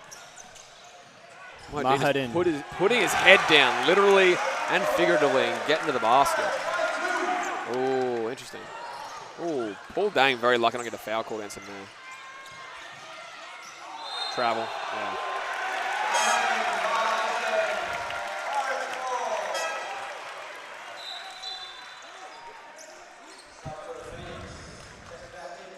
We have timeouts-wise. Phoenix still got 2, Pirates with 3. I'm very interested to see what Pirates do here against a set defense. I wonder if they're going to go, there you go, 1 penetration. Modine just pulls it. And that's sort of what I was saying before, like he needs to be the 3rd or 4th receiver. He can't be that 2nd receiver where he's just catching and seeing defense in front of him and just either pulling a shot or driving against help defense. He needs to be the 2nd, 3rd or 4th guy who catches it and can play against unsettled defense. Switzer showing his range. Oh, almost. Yeah, good looking shot just off the back of the rim, so didn't get the friendly bounce into the bucket. Kel now just looks to hands out. Dang, fakes, has his pocket picked. Lucky. Unfortunately, just out of bounds. It's funny, like, obviously it's a tight game, but I feel like there's a bit of the air has been sucked out of the room. It's sort of quietened down, and I don't know who that favours. Like, obviously, Pirates now have a bit of a lead, and if they can control it from here, they can obviously pull away, but yeah, we're in sort of, I think, the key moments of the game here. I think it sort of flips in the next 3 minutes, and we kind of see the winner coming out of it. Wide open for 3, launches it. It's short, though. Curl has been fantastic on both ends of the floor tonight. He's actually rebounded the ball at a pretty decent level for a guy of his height. And then just controls their offense. Oh, that's offensive. Yes. You know, I said it sounds a bit dead in here. I think that'll probably fix it. Yeah, we'll have a look at it again, but that's just really good defensive positioning and, you know, probably just a little bit of a lapse of judgment from Mitchell Norlander as well. He had good position in front and has quite blatantly lent in with that arm bar and knocked the defender over. Yep. So, you know, again, things are just starting to favour Southwest in this second half of action. After being a little bit quieter early on, they've really fought their way back into it. Yeah, and it's just been toughness, honestly. Like, it's been a really tough defensive effort by them, and they've just sort of really played, I think, a bit more better as a group. A bit better as a group as well. We're hearing it from the guys on the sideline. Oh, big steal. If a 2-on-1. The teammate in front of you finishes it, thankfully. Yeah, he had the 2-on-1, but he went himself and put it down as well. Locked back at 65. Southwest look to attack again.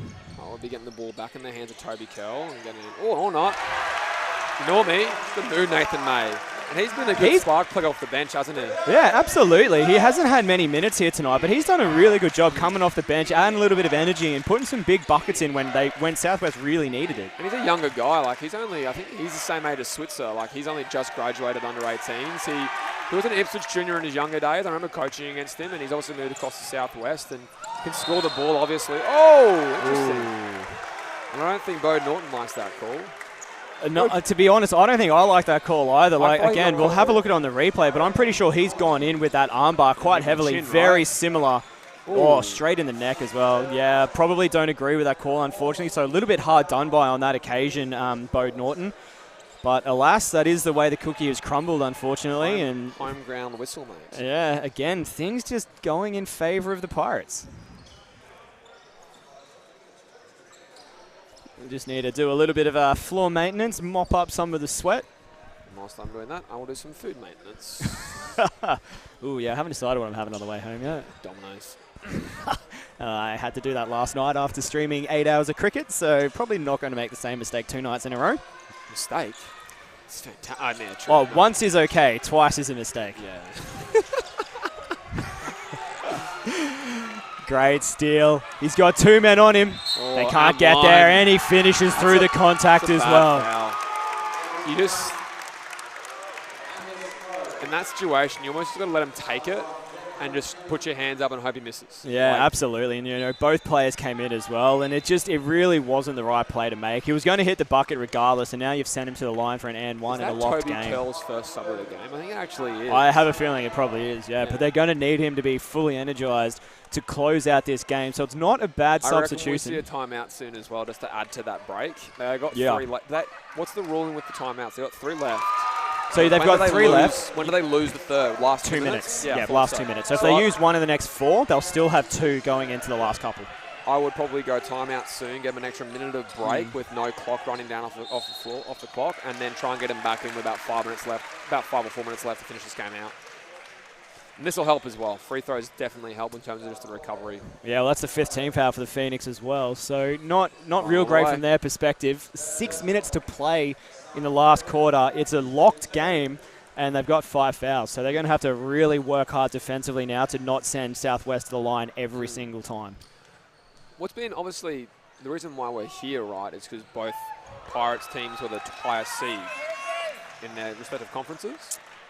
I'm not too sure, to be completely honest. Because I quite like this. Like, I think having back-to-back grand finals in the same venue is probably a thing they should look at. I'm not sure if there's something happened last night with the QSL 1 men and women at Northside or not. I can't remember. Either way, I like it. I'm not too sure. I know there's also a final tonight down at Carrara as well, so I'm not too sure. That's the men's one. The women's was last night. Yeah, so it must be that Southwest had the highest seed in both. Yeah. So I'd like to see them host finals for QSL 1 and QSL 2, like same venue men and women. It's just, I like that vibe. Like, obviously, it's nice we have two home games for Pirates. We have good fans out here as well, but it just means you can do this sort of stuff and stream it and have streaming going on. You have fans staying for both games, and obviously from the business side of things, it brings a lot of money into these associations that, are the backbone of basketball in Australia and Queensland. Yeah, 100%. Hey, I'm never going to argue with more live streaming work, so that's more than happy to do it that way. Love live streaming. Oh, good job, Lockie Lou. Great hands. Can he get it? No, it ends in a jump ball, but that was a great tussle. Southwest, again, just continuing to really work hard down both ends of the floor. Fighting back from quite a large deficit to be in this 1-point deficit at the moment has been a really, really great job for them. And they just continue defensively just to work, in my opinion, that little bit harder than Phoenix. Yeah, and I feel like when Phoenix were having success, it was off the back of a lot of energy from, I guess, being in front. I don't want to say the term front runners, but just being in front. And they sort of have gotten quieter and quieter as this game has gotten closer and closer. And it does mean they could, possibly look at, it sort of looks like there's a little bit turning each other, but they just need to take control of this game, get a bit of a lead back, and start to reinsert themselves on the defensive end as well. That's a travel. Travel and a shot clock violation. Great defensive effort. Pick or choose, either one. Well, Southwest, again, things just really moving in their favour at the moment. Down 1, another turnover for Phoenix. It hasn't been a huge issue for them so far in this game, but just during some crucial moments, they've just had those couple of turnovers creep in. And Southwest has done a pretty good job, in my opinion, on capitalising on those turnovers. Great move. Can he hit it off the front of the rim? But again, great offensive rebound. He's been everywhere this little period. And I'm interested to see, obviously we talked about the whole Toby Curl situation in terms of hasn't come off yet. Ooh, fancy footwork.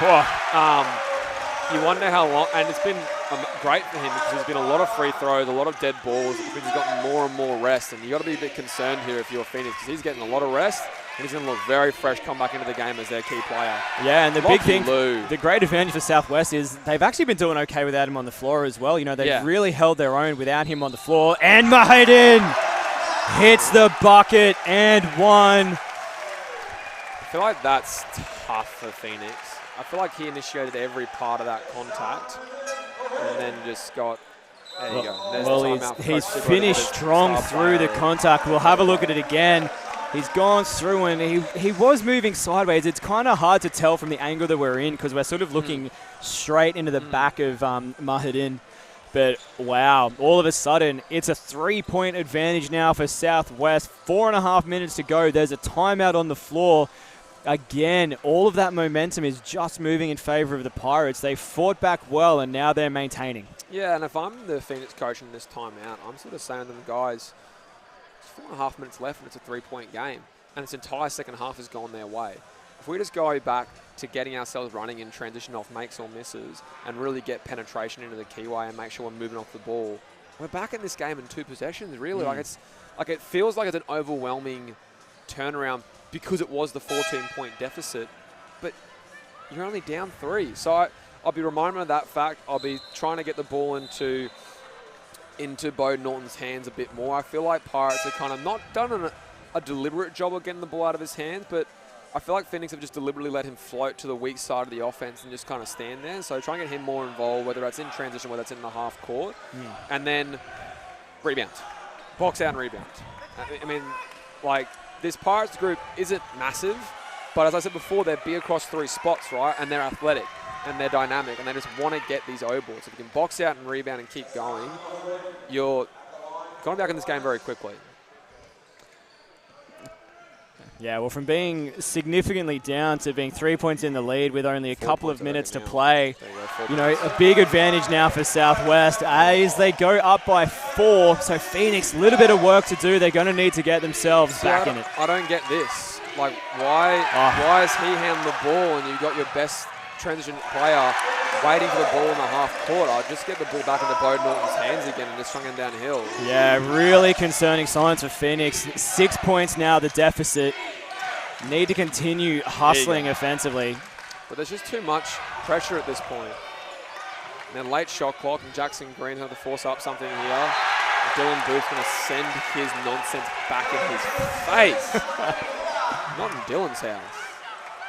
Yeah, that was a huge block.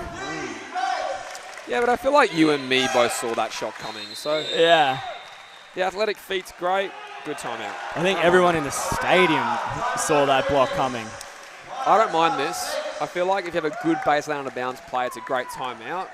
I mean, you are down to 1, I guess, which is my concern. I'd mind it less if it was their 3rd timeout, if it was their 3 left, but with 2 left, if you score off this, you look like a genius.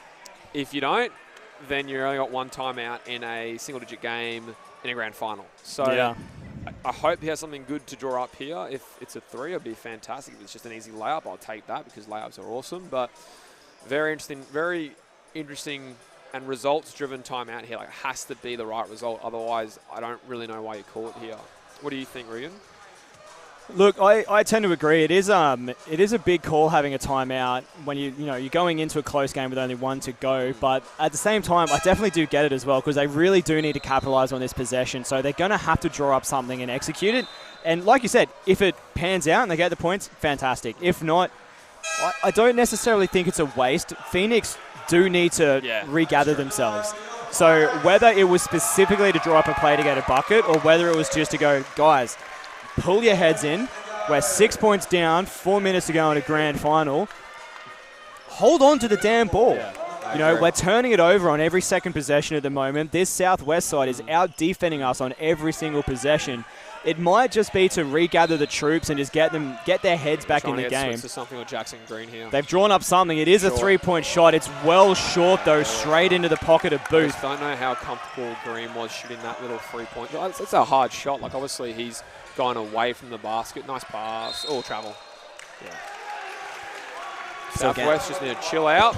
I think Curl needs to come back into the game. Here he comes. Here comes Curl back into the game. I'm probably going to guess for Lockie Lou or one of the big guys, sort of settle things down a little bit. Yeah, we knew that it was only going to be a short little rest for him, about a 2-minute break, but really? That 2 minutes has kind of really been about 6 minutes. It's been a very long 2 minutes. Yeah, it's honestly, it's been actually It's probably been longer. Yeah, it's probably been 6 or 8 minutes, and it's actually been the perfect sub. It's worked out really well for him. Yeah, between free throws, 2 timeouts, obviously regular stoppages in play, 2 minutes on the game clock has worked out to be about 8. So it was a really, really smart timeout.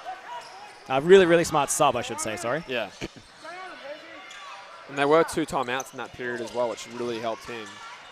Oh, great hands. Didn't get the steal. Did get the steal. Loose ball, nice and scrappy, but great hustle from Dang and Mahadin. They managed to get another steal. Phoenix just turning it over again. Southwest, realistically, just use up some of the clock. Big block. Get that stuff out of here. My God, Liam Switzer.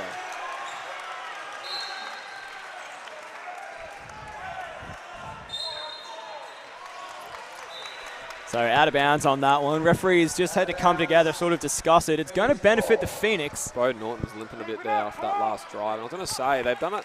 What they've actually done really well, Pirates, every time he's driven, he's now seen 2 or 3 jerseys, which has been fantastic. And I haven't seen the Phoenix group as a collective group make enough 3-point shots to really justify him kicking it out and to justify Pirates really going, oh, we need to close that out hard. So they're just loading up on his drives, really forcing him left, but loading up on his right-hand drives as well, and just saying to him, pass whoever you want. We'll let them shoot. We're just not letting you beat us right now, and we're not going to help off Liam Switzer so you can get a dunk inside. We'll let everyone else in the team try and beat us.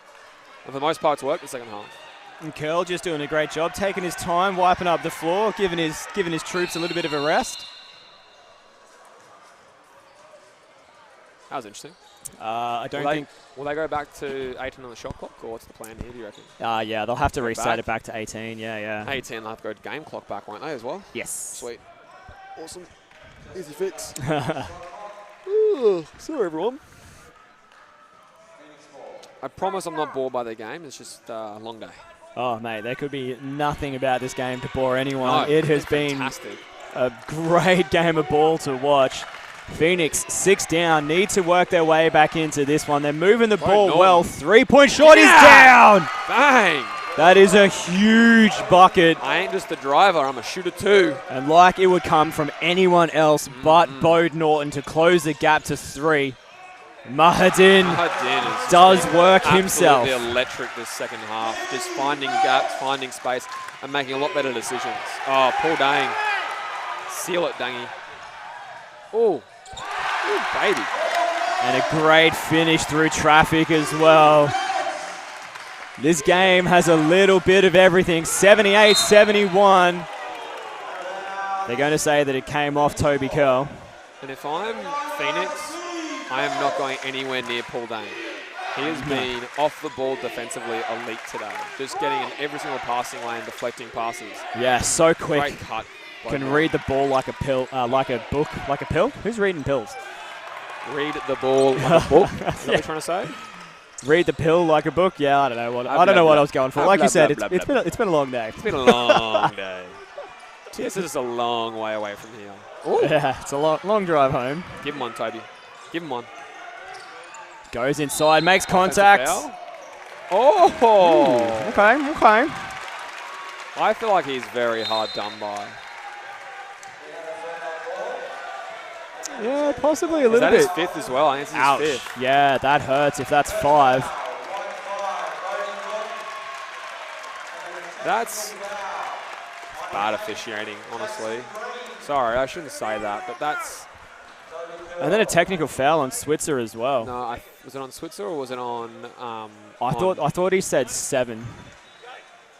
Yeah, must have been. He's shaking his head like he got a technical foul. Yeah, I'm just going to have a look at it again. So we got the replay here. So ball moves around to the outside. So really good job from Southwest, just controlling the ball, drives through. Yeah, I definitely think it was a little bit hard done by then. Well, because he went on that left foot and went hop. Like it's not a travel or if it's a foul, I think. But anyway, it's called as a defensive foul. It's a defensive foul. And again, momentum just swinging in the favor of the Pirates. 8-point lead now, 2 minutes to play. So we've had the technical foul free throw. We now have 2 for that foul on Norton.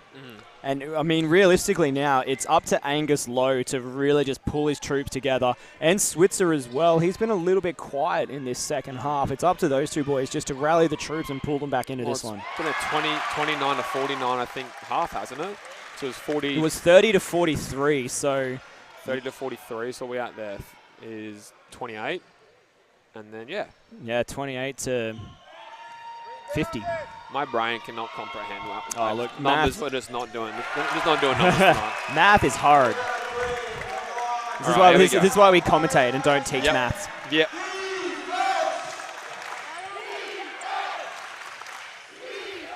Sort of flow concepts here. But I just don't think Phoenix have the firepower to get this gap to really score 10 points. That's what they need. They need 10 points in all stops.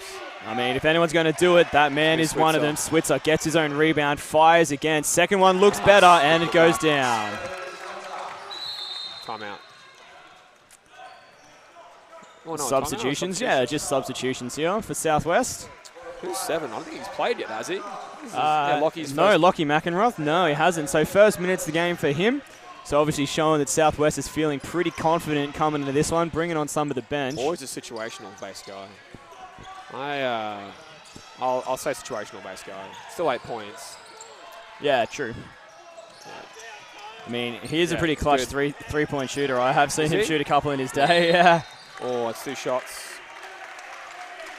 Pretty hard done by on that one, Nathan Moore. I agree.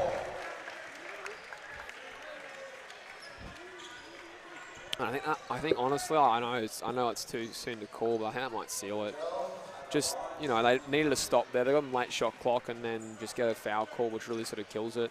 It's going to be hard anyway. Like, obviously, they need to get probably a couple of threes to bring it back to sort of even numbers, but they haven't really shown. As I said earlier on, Phoenix sort of never really showed an ability to make the outside shot consistently, and I feel like Pirates have just started sagging and sagging more and more and more, and eventually they just went, you know what, like, shoot threes. We'll see how it goes. And I think Phoenix has almost been scared to do it. Well, I mean, Southwest is obviously feeling pretty confident if they're about to sub out Curl. He didn't hit the shot, so the sub shooter didn't eventuate, but they were going to sub out Curl. They were obviously feeling pretty confident. Is that what they're doing? Yeah, they've got sub shooter on the bench at the moment. Finish the game. He's been the best player on the floor. All right, we'll wait and see how it pans out. Phoenix on the move now. Almost a carry, though, as well. Yeah, a three-point shot here might change their tune. They go inside, and it's a foul. That'll help. 2 free throws will help. No, Curl is literally saying no. You can see him just going, no, don't sub me out, don't sub me out. They have actually changed their tack. Like, because I did see him on the bench, and he did signal sub shooter. Yeah. So obviously, considering Curl missed both of those free throws, they've just changed the plan, and they're going to sub out Dang instead. Yeah, I get the idea. I think he wants to get every player a chance to play a grand final, but as Brian Curl's saying beside us here, game's not over yet, right? No, not at all. And they're shooting free throws on a dead ball, and it makes both free throws. It's down to 6, and it's not an unassail.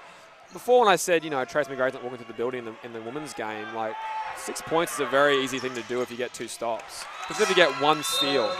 Well, it is a 6-point deficit now, and Southwest takes a timeout, so look, it's definitely not over. A minute of basketball could quite literally go for about 6 minutes, so there is still plenty of action left to happen.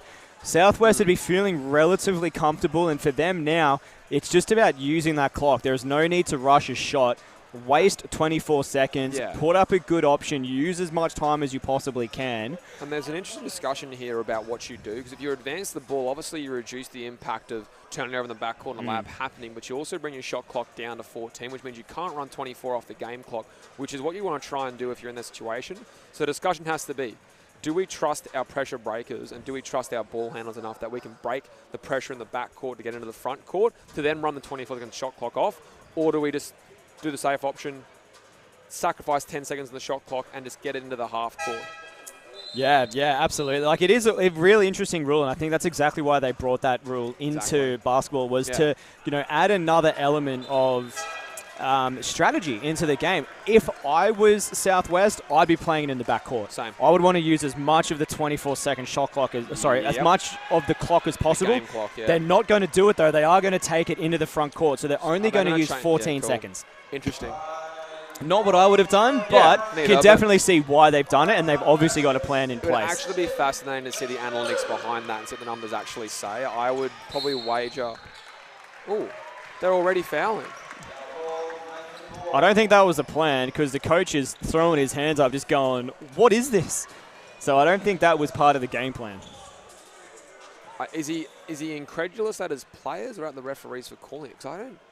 No, it was definitely at the referees. He was sort of straightening his ear about it, just going, what was that? Because normally what the discussion is that it's the coach goes up to the referee and goes, hey, we're going to go for fouls now. So that they know any sort of loose contact is them going for the foul. But that looked very inconsequential and very... Anyway, Toby Curl's missed it. Well, I mean, I was going to say, if you're going to foul anyone at the moment, Toby Curl is the player to foul. That's 3 in a row that he's missed from the free throw line. He hits that one. Tells you to shush, Regan. makes it a minimum of a three-shot game now for Phoenix. This is great defense. Oh, great move. Great fake. Shooter. No travel. No, that's mate. You left your feet and then threw it. You are every player who ever does that. Yeah. Every player ever does that. I dribbled the ball. Yes, mate, no, you left your feet first. You've seen that Zach play before. You know it's going to get called for a travel. It is absolutely the correct call from the referees. An unfortunate mistake from the Phoenix, but Southwest just going to go on the attack again. 30 seconds to play. Foul. Don't foul. Don't foul. No, that's a foul. Far out. Just let them dribble the ball out. That's honestly, the thing you have to realise, I think, sometimes is that they're just as nervous as you are. Even though they are up, they're nervous. Let them dribble it out because it might go off their foot. They might make a bad pass. They might dribble right into a trap. They don't want to shoot because they're all nervous about shooting it. There's only one guy who wants to shoot on the floor. Well, two guys, I'd probably say, and that's Toby Curl and Muhaddin. But the rest of these guys don't have anything to do with it. Did he just miss that free throw? Yeah, McEnroth missed the first.